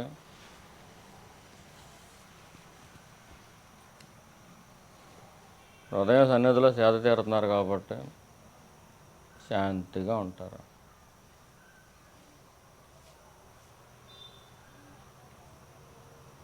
శాంతిని మించి ధనం ఎక్కడ ఉంది? ఎన్ని కోట్లు ఉన్నా శాంతి లేదు అని చెప్పి ఏడుస్తూ ఉంటారు కదా.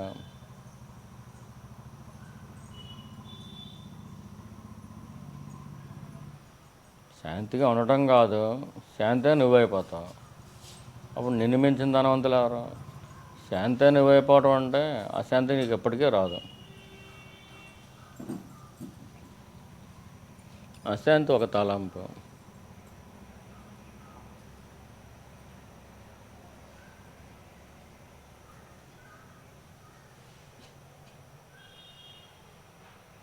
నువ్వేం మాట్లాడక్కర్లేదు. నువ్వుగా ఓరగా ఉంటే చాలు. శాంతే శాంతి.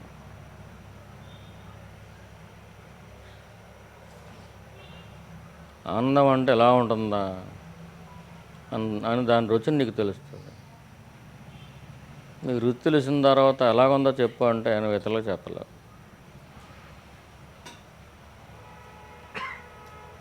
నువ్వు నీ హృదయంలో ఉండటం మాత్రం చేత నీ లోపల నుంచి పెళ్ళిపోకే శాంతి వాళ్ళ మీద పడినప్పుడు వాళ్ళకి తెలుస్తుంది. అప్పుడు దాకా దాని రుచి వాళ్ళకి తెలియదు.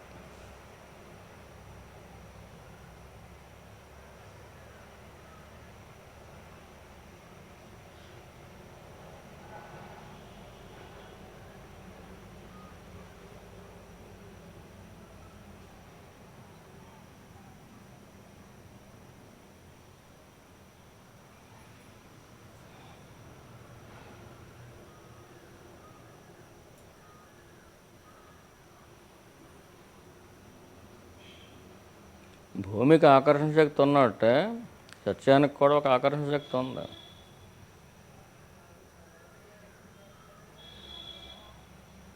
నీ మనసు ఏముంది? చిన్న బుడగ. అది దాని హృదయంలోకి లాక్కోవటం ఎంత?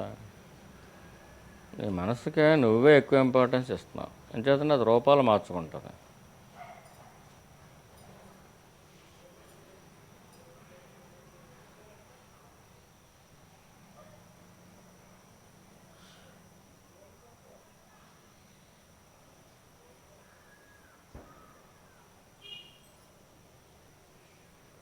ఒక రూపంలో నుంచి ఇంకో రూపంలోకి మారిపోతూ ఉంటాం.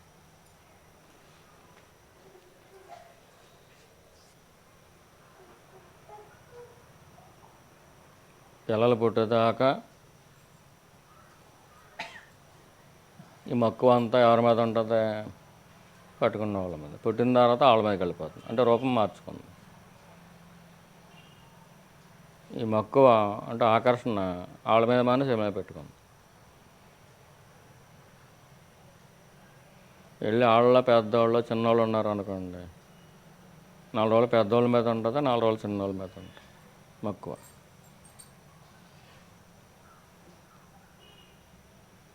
వీళ్ళు కూడా అయిపోయారు అనుకోండి, వీళ్ళు వాళ్ళకి పిల్లలు పుట్టారు అనుకోండి, వాళ్ళ మీద వెళ్ళిపోద్ది. ఎంత బాగున్నారు, నా జన్మ నేటికి ధన్యమైంది.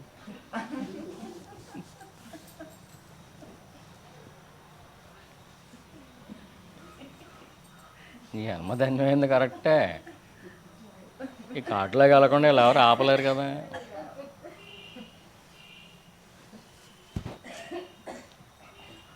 వాళ్ళు ముద్దు మాట్లాంటారు అనుకోండి, జన్మ ధన్యమైపోయింది. ఇంకా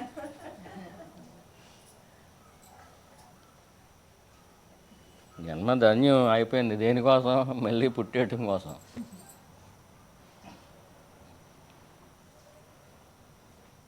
ఈ స్టేజ్ మీద ఆట అయింది, మళ్ళీ ఇంకొకరు పిలుస్తారు. అక్కడ డబ్బులు తీసుకుని నాటకాలు వేస్తారా? మనం డబ్బులు ఏం తీసుకోక లేకుండా నాటకాలు వేసేస్తాం. ఒక పాత్రలో ఈడిపోయి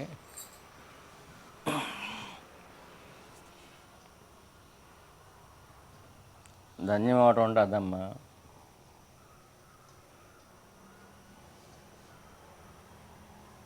కొంతమంది అలా అనుకుంటారు, ధనం సంపాదించి అమ్మాయి జన్మ ధన్యమైంది అనుకుంటారు. కొంతమంది ధనం మీద ఉండదు, పేరు మీద ఉంటుంది. పేరు సంపాదించే అమ్మాయి ఇంక పోయినా పర్లేదు ఇంక అనుకుంటారు. లోకంలో ఉన్న శాస్త్రాలు కూడా అలాగే చెబుతాయి. ఏంటి, నువ్వు పోతే నలుగురు చెప్పుకోవాలరా నీ గురించి మంచిగా. చెప్పుకునే నలుగురు ఎంతకాలం ఉంటారా? పోయి నలుగురు కాకపోతే 400 మంది చెప్పేసుకుంటారు. ఎంతకాలం చెప్పుకుంటారా? వాళ్ళకి ఇంకో విషయం కాలక్షేపం కోసం దొరికేదాకా నీ గురించి చెప్పుకుంటారు. ఇంకో విషయం దొరుకుతుంది, దాని గురించి చెప్పుకుంటారు. ఆ తర్వాత ఇంకో విషయం దొరుకుతుంది, దాని గురించి చెప్పుకుంటారు. అంటే ఎందుకు తింటున్నావు అంటే కాలక్షేపం కోసం తింటున్నావు. 4 మాటలు నలుగురి గురించి చెప్పుకోవడం కోసం తింటున్నావు. అయిపోయింది కదా జన్మధన్యం.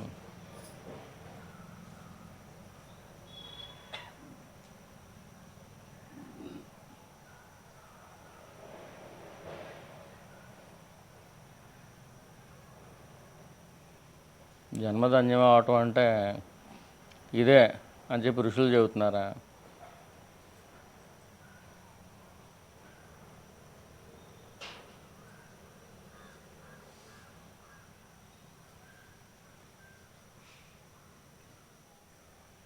ఋషులు చెప్పేది జన్మధన్యం అవటం అంటే ఏంటి?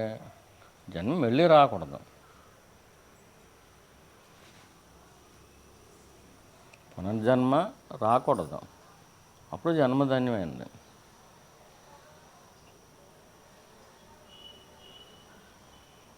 మళ్ళీ తిరిగి పుట్టేస్తూ ఉంటే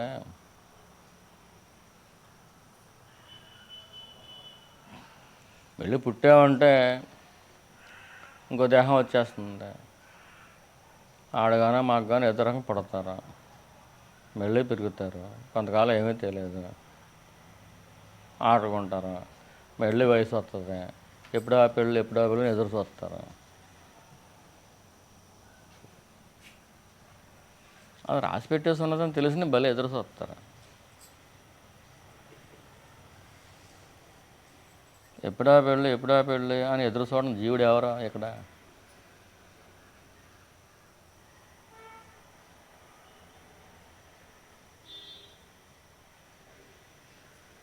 పెళ్ళి అయిపోతే సుఖపడిపోదాం అనుకొని జీవుడు ఎవరో? పోనీ అయిపోయింది, సుఖపడిపోయారు కదా. ఇట్లా అయిపోయింది కదా, అయిపోయింది, సుఖపడిపోయారు కదా.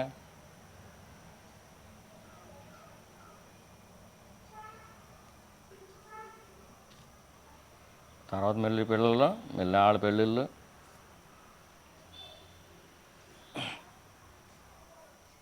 ఈశ్వరుడు ఏం చేస్తాడంటే, నువ్వు ఏదైతే రాంగో దానికి పొంగిపోతున్నావు అని చెప్పి ఆ రాంగ్ మనుషుల చేత 4 ఎంపకాయలు ఎంతాడు.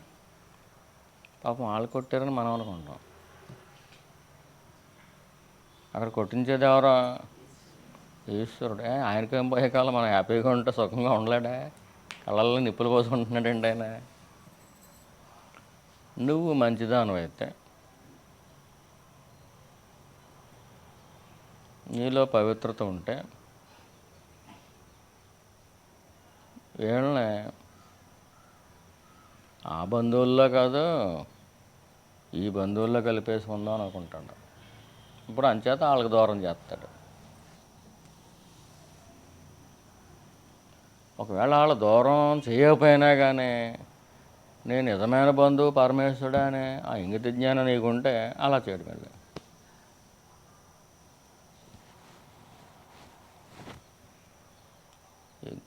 ఒక జన్మలో బాగా సాధన చేసి పొందకుండా పడిపోతే దేహం, ఆ యోగభ్రష్టులైన వాడిని ఉత్తమమైన వంశాల్లో ఆ డబ్బుకి ఏ లోటు లేని కుటుంబాల్లో పుట్టిస్తా అన్నాడు. అంచేత వాళ్ళ సాధన కోసం వెళ్ళి పెట్టిన గొట్ట పొయ్యిలో పెట్టక ఉండక్కల్లా.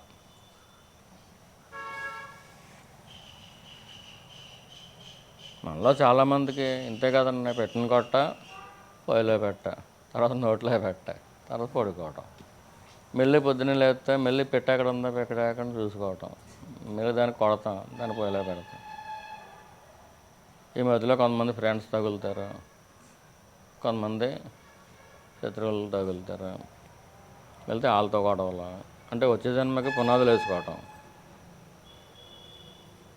ఫ్రెండ్స్ జన్మకారకులే, శత్రువులు జన్మకారకులే. అంటే ఇప్పుడు ఉన్నాయి సరిపోక మళ్ళీ కొత్త బీజాలు వేసుకోవటం, వాళ్ళతో శత్రుత్వాలు పెంచుకోవటం.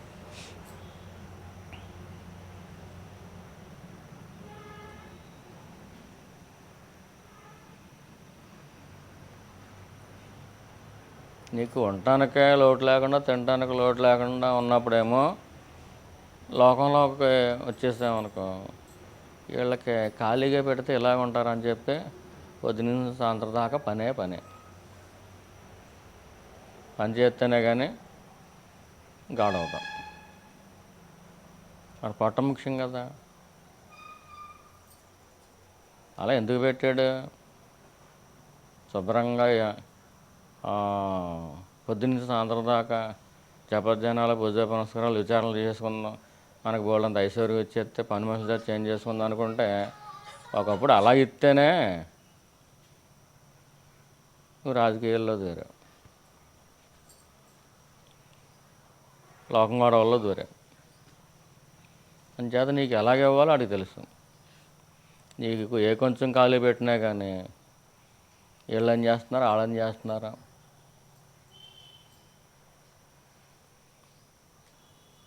కొంతమందికి ఇంకా ఏమీ పని లేక వీళ్ళ గురించి వాళ్ళ గురించి వీళ్ళకే చెప్పి వాళ్ళిద్దరు గొడవ ఆడతారు. వీడు వాళ్ళకే మంచోడే, వీళ్ళకే మంచోడే, అసలు గొడవ పెట్టినాడు వీడు. అంటే వాడు తింటాకుంది, ఉంటాకుంది, ఖాళీగా ఉన్నాడు.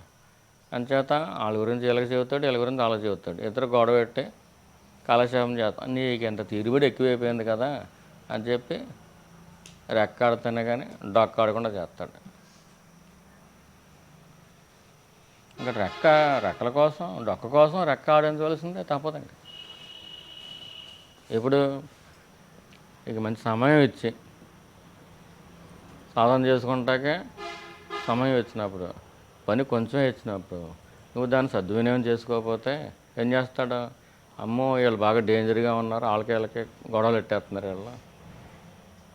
వీళ్ళు ఏదో బాగుపడతారని ఒక మంచి కుటుంబం ఇచ్చాం,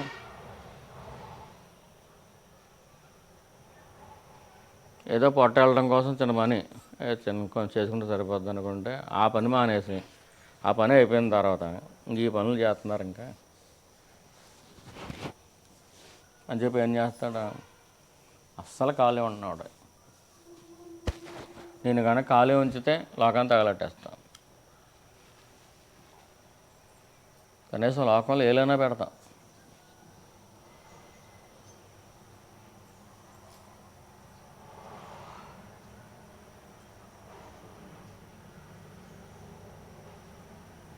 లేదా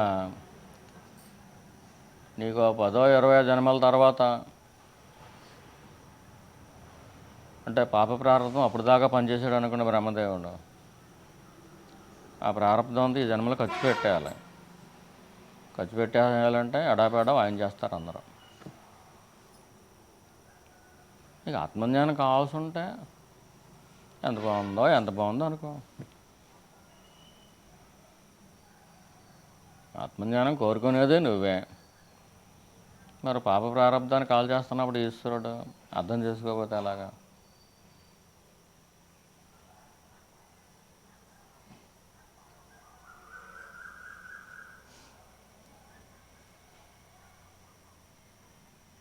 ఇప్పుడు చూసిన మాకే కష్టాలా? పక్కింటి వాళ్ళు శుభ్రంగా బిర్యానీలు తింటున్నారు.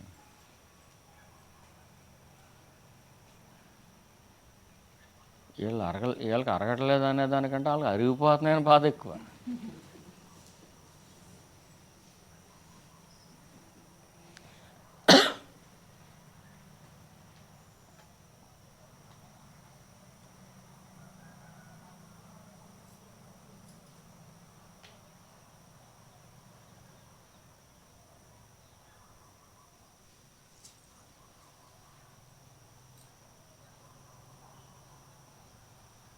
కొన్ని వాళ్ళు అరిగిపోతుంది. నీకు వచ్చిన నష్టం ఏంటి? నీ సంగతి నువ్వు చూసుకోవాలి కదా.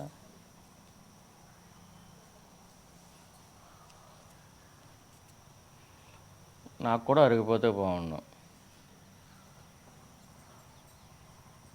ఆ రకంగా కూడా సాధనలు ఉంటాయి, బోల్డని రకాలు ఉన్నాయి. అంటే నీకు ఆ కోరిక ఉండిపోయింది, ఆ కోరికే మళ్ళీ ఇంకో జన్మం తీసుకొస్తున్నారు.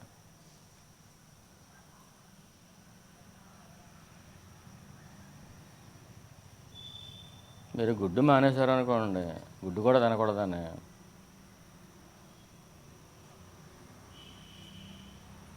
ఎప్పుడైనా కళలో గుడి తిన్నట్టు వచ్చిందనుకోండి, మీరు మానినట్టు కాదు, ఇంకా దాన్ని పట్టుకుని ఏడాడుతున్నట్టు లెక్క.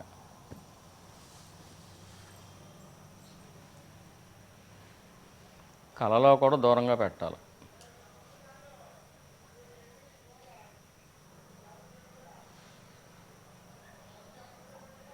అంటే నీ మనసు ఇంకా కోరుకుంటుందని అంటాం.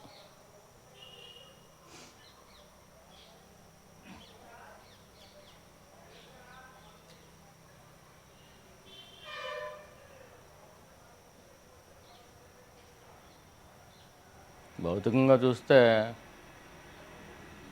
శ్రీరామచంద్రుడు, సీతమ్మ ఇలా ఉన్నామనుకోండి, మంచిదే, తప్పేం కాదు, అది ఆదర్శనీయం కూడా. కానీ కళల్లో ఏవైనా మోహాలు వచ్చినాయి అనుకోండి, అంటే ఒక తలంపు వస్తుంది, ఆ తలంపులో ఆ కళ అంటే బొమ్మలే కాదు, నిజం కాదు కదా, అక్కడ కొన్ని బొందలు కనపడతాయి, నీకు ఇంకా పోయినట్టు కాదు. ఇది ఎవరికి తెలుస్తుంది? జపం బాగా చేసుకునే వాళ్ళకి, విచారణ బాగా చేసుకునే వాళ్ళు తెలుస్తుంది. ఓహో, మనం ఇంకా కళ్ళలో జయించలేదు. ఇళ్ళలో అయితే మన కంట్రోల్ ఉంటుంది, కళ్ళలో అయితే మన కంట్రోల్ ఉండదు. కళలో కూడా కంట్రోల్ వచ్చేస్తే అది కూడా జాగ్రత్త అవస్థ సమానం అయిపోయినట్టే కదా. సాధన బాగా చేసుకునే వాళ్ళకి అక్కడ కూడా కంట్రోల్ ఉంటుంది. ముందు ఈ జాగ్రత్త అవస్థలో నువ్వు కంట్రోలింగ్ స్థాయికి వెళ్ళిపోతే అక్కడ కూడా వస్తుంది, లేకపోతే అక్కడ కూడా రాదు.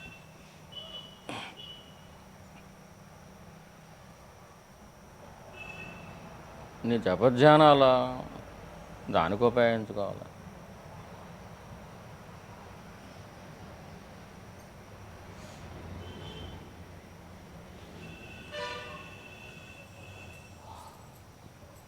వస్తే తప్పేం కాదు. ఈ స్థాయి ఆ స్థాయిలో ఉంది. నీ మనోస్థాయి ఆ స్థాయిలో ఉంది. ఈ సాధన స్థాయి ఆ స్థాయిలో ఉంది. మిలిటరీ చేయి, ఇంకా బాగా సాధన చేయి. పరమేశ్వర, నాకు ఇప్పుడు బుద్ధి పనిచేస్తుంది కాబట్టి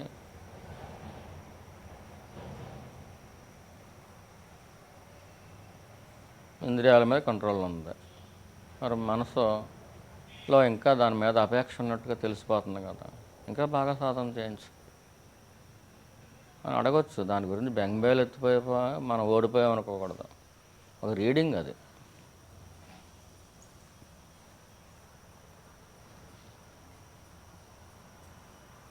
అంటే మన లోపల ఉన్న గురువు మన స్థాయిని మనకు చూపించడం కోసం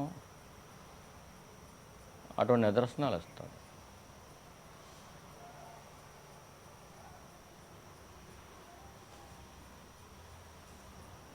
గురువుతో బంధం ఒక గంట 2 గంటలు కాదు, అది నిరంతరం ఉంటుంది. మీరు గాఢంగా నిద్రపోతున్నా కానీ ఆ బంధం తెగదు.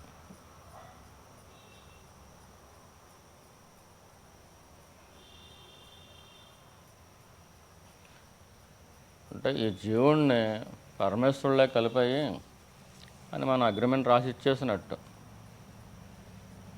గురువు దగ్గరికి వెళ్ళటం అంటే.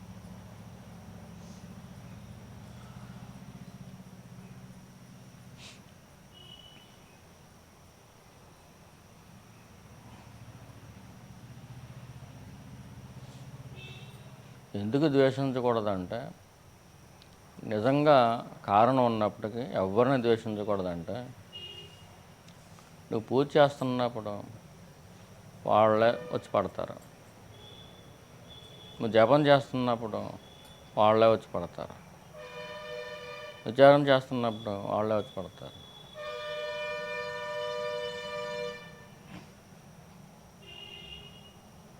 నువ్వు తలుపులు బిడాయం చేసుకుని కూర్చున్నా కానీ వాళ్ళే వచ్చి పడతారు. ఇంకెవరు లేరు, మనం ఒంటరిగానే ఉన్నాం అని బాత్రూంలోకి వెళ్ళి తలుపు వేసుకున్నా కానీ వాళ్ళు వచ్చి పడతారు. ఎందువల్ల వస్తున్నారా? నువ్వు ద్వేషిస్తున్నావు వాళ్ళని. ఆకర్షణ ఒకటే బంధం కాదు, వికర్షణ అతి బలీయమైన బంధం. శివుణ్ణి స్మరించుకుంటున్నప్పుడు ఆగోళ్ళంతకు నీకు అంత అవసరమా?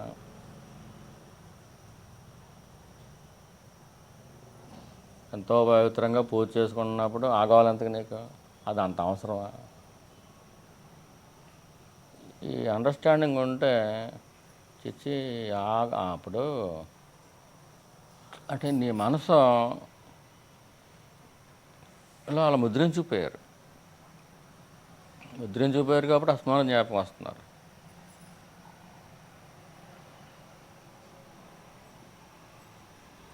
ఇంత పవిత్రంగా మనం పూజ పునస్కారాలు చేసుకుంటున్నాం కదా, అలా కూడా మనకెందుకు అని అనిపిస్తే ఆ కారణం ఎందువల్ల అది పట్టుకుంటాం. నువ్వు వాళ్ళని ద్వేషిస్తున్నావు. ద్వేషించడానికి కారణం ఉండొచ్చు, వాళ్ళు నిజంగా చెడ్డవాళ్ళు అయి ఉండొచ్చు, చెడ్డే చేసి ఉండొచ్చు. అయినప్పటికీ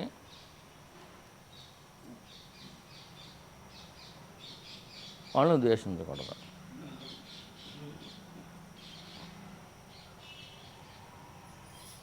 మరి ద్వేషం రాకుండా ఎలా ఉండాలంటే వచ్చేసి పడిపోతుంది కదా. అంటే ఎవరికి వస్తుంది ద్వేషం? నీ అహంకారానికి వస్తుంది.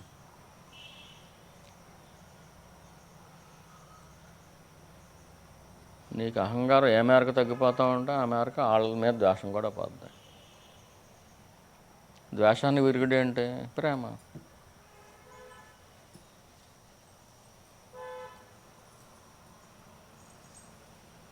ఈశ్వరుడికి ఏ ద్వేషం లేదే, నీలోనే ఉన్నాడు, వాళ్ళలోనే కూడా ఉన్నాడు కదా. నువ్వు ఎవరినైతే ద్వేషిస్తున్నావో వాళ్ళలో కూడా ఈశ్వరుడు ఉంటేనే కదా వాళ్ళు బతుకున్నారు. ఈశ్వరుడు లేకపోతే, శివుడు లేకపోతే, శివుడు తప్పుకుంటే శవమే కదా అది. ఈశ్వరుడికి ఆ ద్వేషం లేనప్పుడు నీకెందుకు? అంటే మనం మర్చిపోతున్నాం. ఎవరి కర్మ వాళ్ళని శిక్షిస్తుంది. ఎవరి కర్మ వాళ్ళకి వెళ్ళిపోయినప్పుడు మధ్యలో నువ్వు ద్వేషించడం ఎందుకు?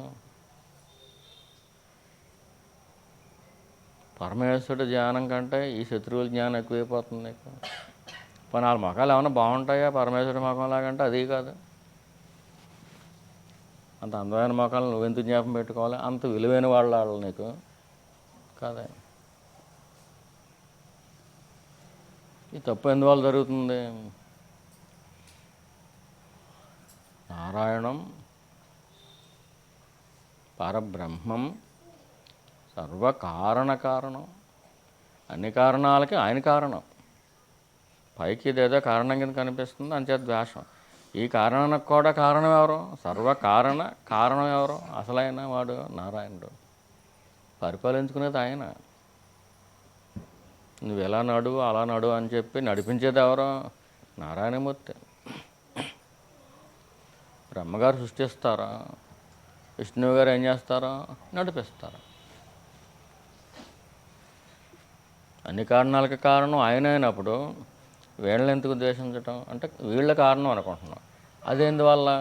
నువ్వు ఈ దేహం అనుకుంటున్నావు కాబట్టి వాళ్ళు ఆ దేహం అనుకుంటున్నావు. మళ్ళీ అక్కడికే వచ్చింది అది. అన్ని సమస్యలకే మూల కారణం వెతికితే ఎక్కడికి వెళ్ళిపోద్ది? నువ్వు ఈ దేహం అనుకోవడం వల్ల వస్తుంది. అక్కడైనా పట్టుకో.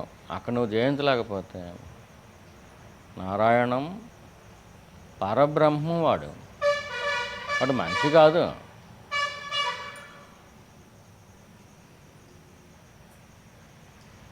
నారాయణమూర్తి ఎవరో మనిషి కాదు, ఆయన పరబ్రహ్మం. ఆ పరబ్రహ్మం సర్వకారణ కారణం. అన్ని కారణాలకి ఆయనే కారణం. ఆయనే కారణం అని మర్చిపోయి వీళ్ళని ద్వేషిస్తున్నావు, ఇక్కడ ఆగిపోతున్నావు. వాళ్ళు నువ్వు సమానం అయిపోతున్నావు. అందుకే జీవితం.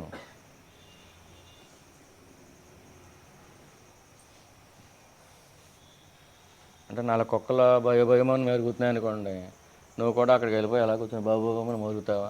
అంటే కుక్కలతో సమానం అయిపోయినట్టే కదా. వాళ్ళ దారిని వెళ్ళిపోతున్నావు అనుకో, ఆ 4 కుక్కలను చూసి భయపడి నువ్వు మాతో సమానం అవ్వట్లేదు, భయభయం అరగట్లేదు అని పిలుతున్నాయనికి వెళ్తావా? నువ్వు దూరం అయిపోతూ ఉంటే అసలు సౌండ్ కూడా దూరం అయిపోద్ది. నువ్వు వచ్చిన మన పని మర్చిపోవటం ఉంటుంది.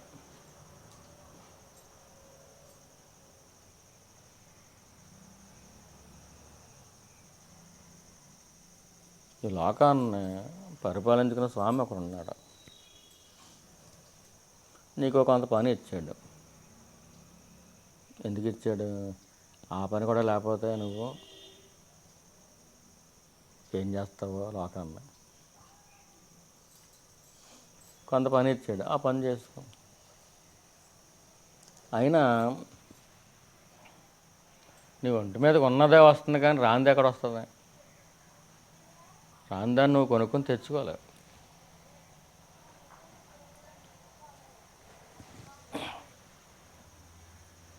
మనం అనుకుంటాం పలానాది కొనుక్కొని తెచ్చుకున్నాం.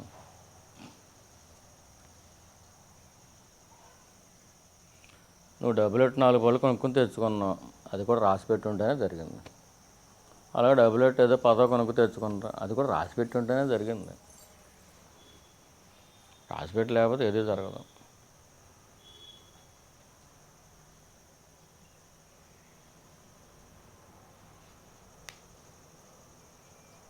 కర్తృత్వం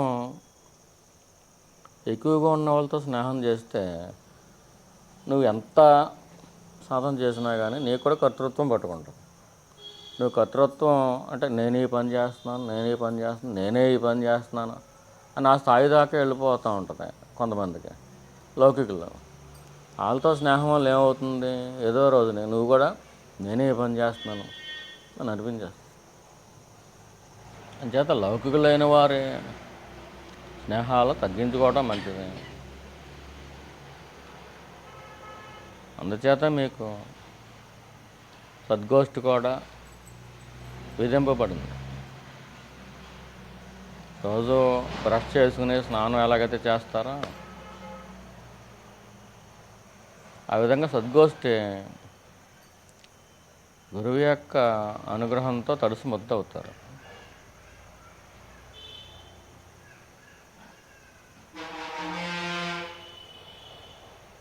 అక్కడ బ్రష్ తోమేస్తుంది, కానీ ఆ బ్రష్ని ఆడించేవాడు కూడా ఒకడు ఉంటాడు.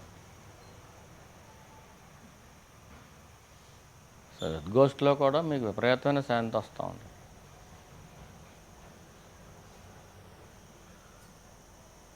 ఒకవేళ పొద్దునుంచి ఆ 2 దాకా పొరపాటున మనం ఏ బురద మీద వేసుకున్నాం అనుకోండి, ఆ గంట సేపు స్నానంలో అయిపోద్ది. తెలియదు కదా ఎప్పుడు ఎవరు మనం వేసుకోకపోయినా ఎవరో ఒకరు చేసేస్తారు కదా. అంటే మన మనసులోకి ఏ దుఃఖం వచ్చిందనుకోండి, సద్గోష్ఠి వల్ల అది కడగబడుతుంది. ఒకవేళ అక్కడ మిస్ అయ్యారనుకోండి, వారానికి ఒకసారి తలంటు అయిపోతుంది ఇక్కడ. అది స్నానం, ఇది తలంటు స్నానం.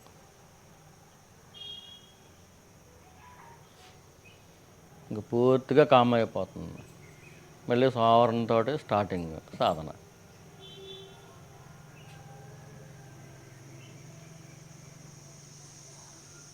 ఇంత ఆకాశాన్ని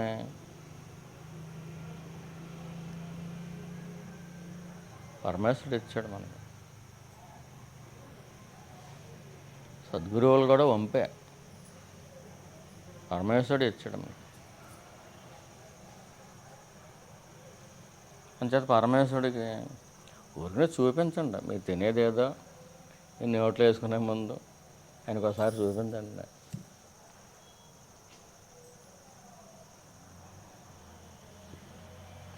పోనీ చూపించకపోయినా కనీసం మనసులోనే కృతజ్ఞతలు చెప్పుకోండి. ఆ పరమేశ్వర, నా జీవితాన్ని ఈ సత్సంగం అనే అనుగ్రహం వర్షంలో పడకపోతే ఏమైపోదును? రాజకీయాల్లో వెళ్ళిపోదును, వ్యాపారంలో వెళ్ళిపోదును, లేకపోతే సంసారాలు అంపడంలో పడుతును.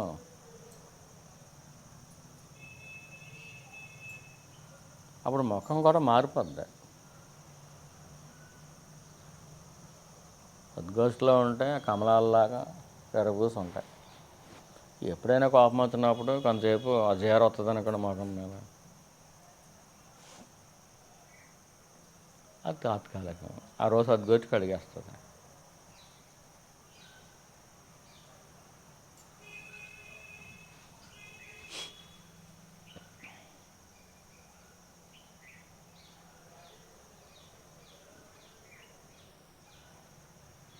ఇతరులను చూసేవాడు లౌకికుడు, తను తనే చూసుకుంటే సాధకుడు. లౌకికుడికి సాధకుడు తేడా ఏంటమ్మా? లౌకికుడు ఎప్పుడు ఇతరులను చూస్తాడు, సాధకుడు తను తనే చూసుకుంటాడు అన్ని పరిస్థితుల్లోనూ కూడా. అది మనం చెప్పుకున్నంత ఈజీ కాదు.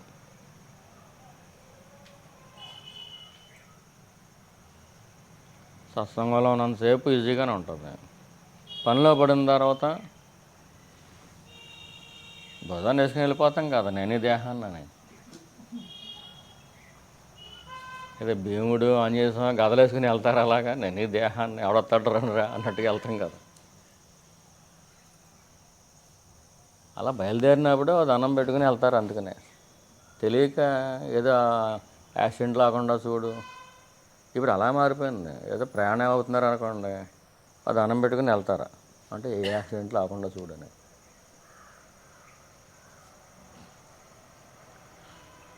దానికోసం వెళ్ళేది.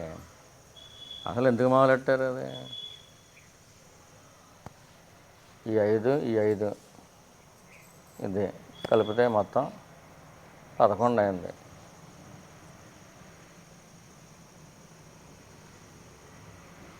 అది జ్ఞానేంద్రియాలు, అది పంచేంద్రియాలు, ఇవన్నీ కలిపి మనసు అని ఐక్యం అవ్వాలి. దీని అర్థం అదే. పరమేశ్వర ఈ ఐక్యం చెయ్యి అంటే, ఈ ఐక్యం అయితే ఏమవుతుంది? నువ్వు లోపలికి వెళ్తావు కానీ బయటికి వెళ్ళాలి.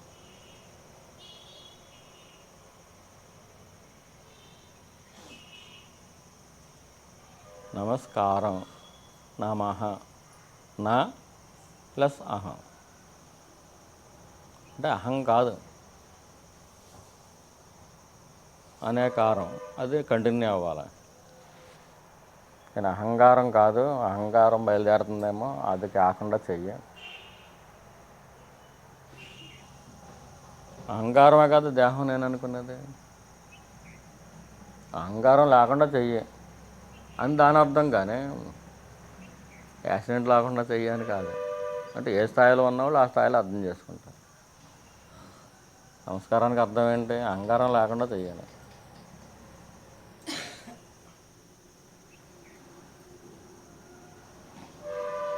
మీరు ఎన్నో సంవత్సరాలు నమస్కారాలు పెడుతున్నారు కదా, ఇలా పెడుతున్నారు కదా, అహంకారం లేకుండా చెయ్యి అని అనుకుంటున్నారా?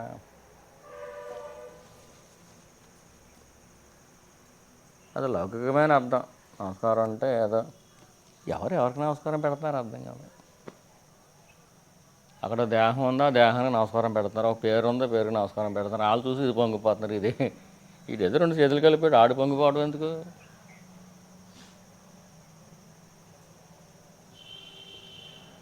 దాని అర్థం ఏంటి? నమః,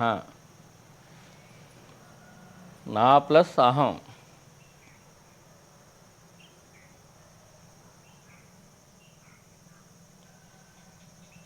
నా అంటే ఏంటి? నహి, అది వద్దు, అది కాదు, అది లేదు.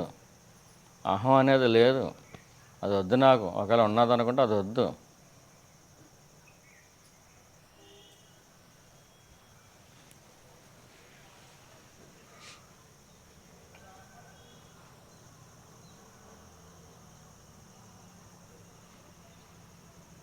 నిద్రైన చాలేమో, ముగించేద్దాం ఇంకా.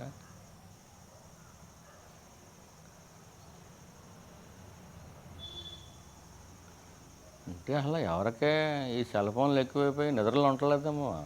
ఆదివారం సత్సంగానికి వచ్చి నిద్ర వస్తున్నారు, మత్తుగా పడి ఉంటున్నారు. అలా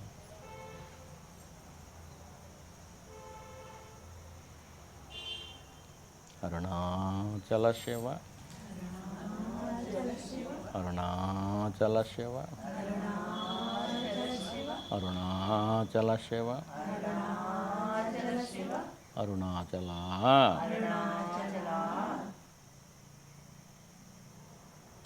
మనవడి మీద ఎంత ప్రేమ ఉంటుందో దాంట్లో 10వ వంతు ఉంటే చాలు అని రామకృష్ణ పరమహంస గారు చెప్పారు. మేము చెప్పట్లా, మీ ప్రేమను మేము తక్కువ చేయట్లా. అలా పిలిచినప్పుడు ఇప్పుడు అత్తగారు పోయింది, దీనికి ఏడుపు రావట్లేదు. ఏం వస్తుందా ఏడుపు? అది పెట్టిన బాధలకే వస్తుంది. కానీ అది కాసుల పేరు పెట్టినా కానీ అది జ్ఞాపకం రాదు. అది వారసత్వంగా నాకే వస్తుంది, ఇంకెవరికి వెళ్తుంది? అది మంచిది, అది ఎవరికి అమ్మేసుకోకుండా దీనికే ఇచ్చిందని చెప్పి ఆ కృతజ్ఞత ఉండదు. అది వారసత్వ హక్కు, అది వచ్చేసింది. హక్కులే బాధ్యతలు.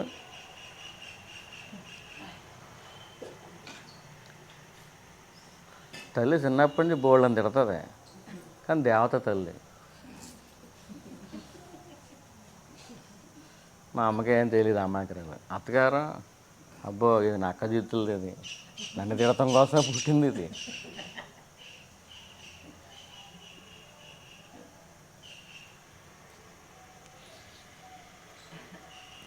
అది చేసిన పనులన్నీ కెలుక్కుని మరీ జ్ఞాపకం అవుతుంది. పోనీరే బాబు ఏడుతాడు, దీని పీడ ఎరగడైపోయింది. లోపల ఆనందంతో ఉంటే బయట వాళ్ళందరూ ఎడుతులేదు అంటారు వాళ్ళు. అంచేత ఏం చేశారు? కనీసం నటించమ్మా అంటే నాకు రావట్లేదంటే నటించు. స్టార్ట్ చేస్తే ఏడవగా నిజంగా ఏడుపు వచ్చేస్తుంది. ఏడుపుని ప్రాక్టీస్ చేస్తే నిజంగానే అంటే వచ్చేస్తుంది ఇంకా అని ప్రాక్టీస్ చేస్తే ఫస్ట్లో కష్టమైంది, 2వ రోజు కొంచెం పర్లేదు, 3వ రోజు నుంచి మంచి రాగం వస్తుంది. మన ఇంట్లో వాళ్ళు ప్రేమించుకుంటా అలవాటు పడ్డా మన మనసు పరమేశ్వరుడి ప్రేమతో పిలవమంటే ఏం పిలుస్తుంది? కానీ నటించండి. వాళ్ళు నటిస్తే నెక్స్ట్ టైం అయినా కొంచెం పలుకు పడుద్ది. ఆ తర్వాత నిజంగానే ప్రేమ వచ్చేస్తుంది. ఆ ఏడుపు ఎలాగైతే ప్రాక్టీస్ చేస్తేనే కానీ రాలేదు ఎవరికే అత్తగారి మీద ఆ కోళ్ళకి, భక్తులైన మనకు కూడా పరమేశ్వరుడి మీద ప్రేమ రాదు, సహజం అది. ఇంచేత మన ప్రేమ అంతా ఇంట్లో వాళ్ళకే సరిపోయింది, కొంచెం కూడా లేదు ఆయనకి ఇద్దామంటే. అంచేత పరమేశ్వరుడిని అరుణాచలా అని ప్రేమగా పిలుద్దామంటే ఈ నాలుకలో ధ్వనే మారుతుంది తప్పించి హృదయంలో కదలక కనపట్టలేదు. అంటే మీరు మంచి భక్తులే, కాదంటలేదు, మంచి భక్తులే, ఇంకా మంచి భక్తులు అయిపోండి. ఆయనకి వినిపించాలి. ఆయన చెవులకి శేషం పోసేసినట్టుగా ఉంటుంది. ఎవరికైతే ఆ లోపల హృదయంలో కథలోకి వస్తుందో, ఆ ప్రేమతో పిలుస్తున్నారో ఆ మాట వెళ్తుందంట. ఎవరి చెవుల్లోకి? శివుడి చెవుల్లోకి మామూలు మాటలు వెళ్ళాం. మామూలు మాటలకే ఇంట్లో వాళ్ళు పడిపోవచ్చు, బయట వాళ్ళు పడిపోవచ్చు, తీయగా మెత్తగా మాట్లాడతాయి. హృదయంలో ఎలాగున్నాం అని ఆయన తెలుస్తుంది కదా. అంచేత పెద్ద ఎక్కువ పెంచమంటలా, కొంచెం కొంచెం కొంచెం కొంచెం. అది ఏడు పిల్ల నటించిందో అలాగా కొంచెం కొంచెం, ఆ రోజు కాదు అండి, ఇప్పుడు ఎక్కడని కాదు, ఇంటి దగ్గరైనా ఆ నామం చేసుకునేటప్పుడు హృదయంలో కథలోకి వస్తుందా లేదా చూసుకోండి. ఒకవేళ రావట్లేదు అనుకోండి, నిజంగానే ఆడండి. ఇంట్లో ఎవరుంటారా? ఇంట్లో ఎవరుంటారమ్మా? ఎవరు లేకుండా పోనీ ఏడ్చేయచ్చు. మరి గోడ కొట్టేసుకోకండి ఏడుపు రాకపోతే. ప్రేమ పుట్టకపోతే మరీ గోడ కొట్టేసుకోకండి. నా బతుకింతే, ఇంకా ఎన్ని సేవాట్లు వేసినా కానీ వీళ్ళ మీదే ప్రేమ పడుతుంది కానీ ఈశ్వరుడి మీద ప్రేమ పడతలేదు అని అలా ఏడు చచ్చిపోకండి, అదే పుడుతుంది. అరుణాచల శివ నేను అనుకుంటారు కదా, అలా పట్టాలి. అది ఆ ఫీలింగ్ పట్టాలి. అరుణాచల శివ, అరుణాచల శివ, అరుణాచల శివ, అరుణాచల, అరుణాచల శివ, అరుణాచల శివ, అరుణాచల శివ, అరుణాచల. ఓ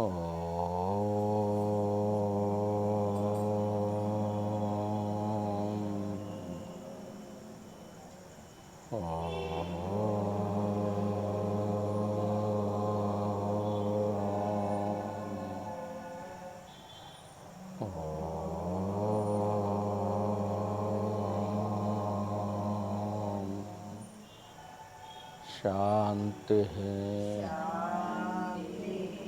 शांति है, शांति है.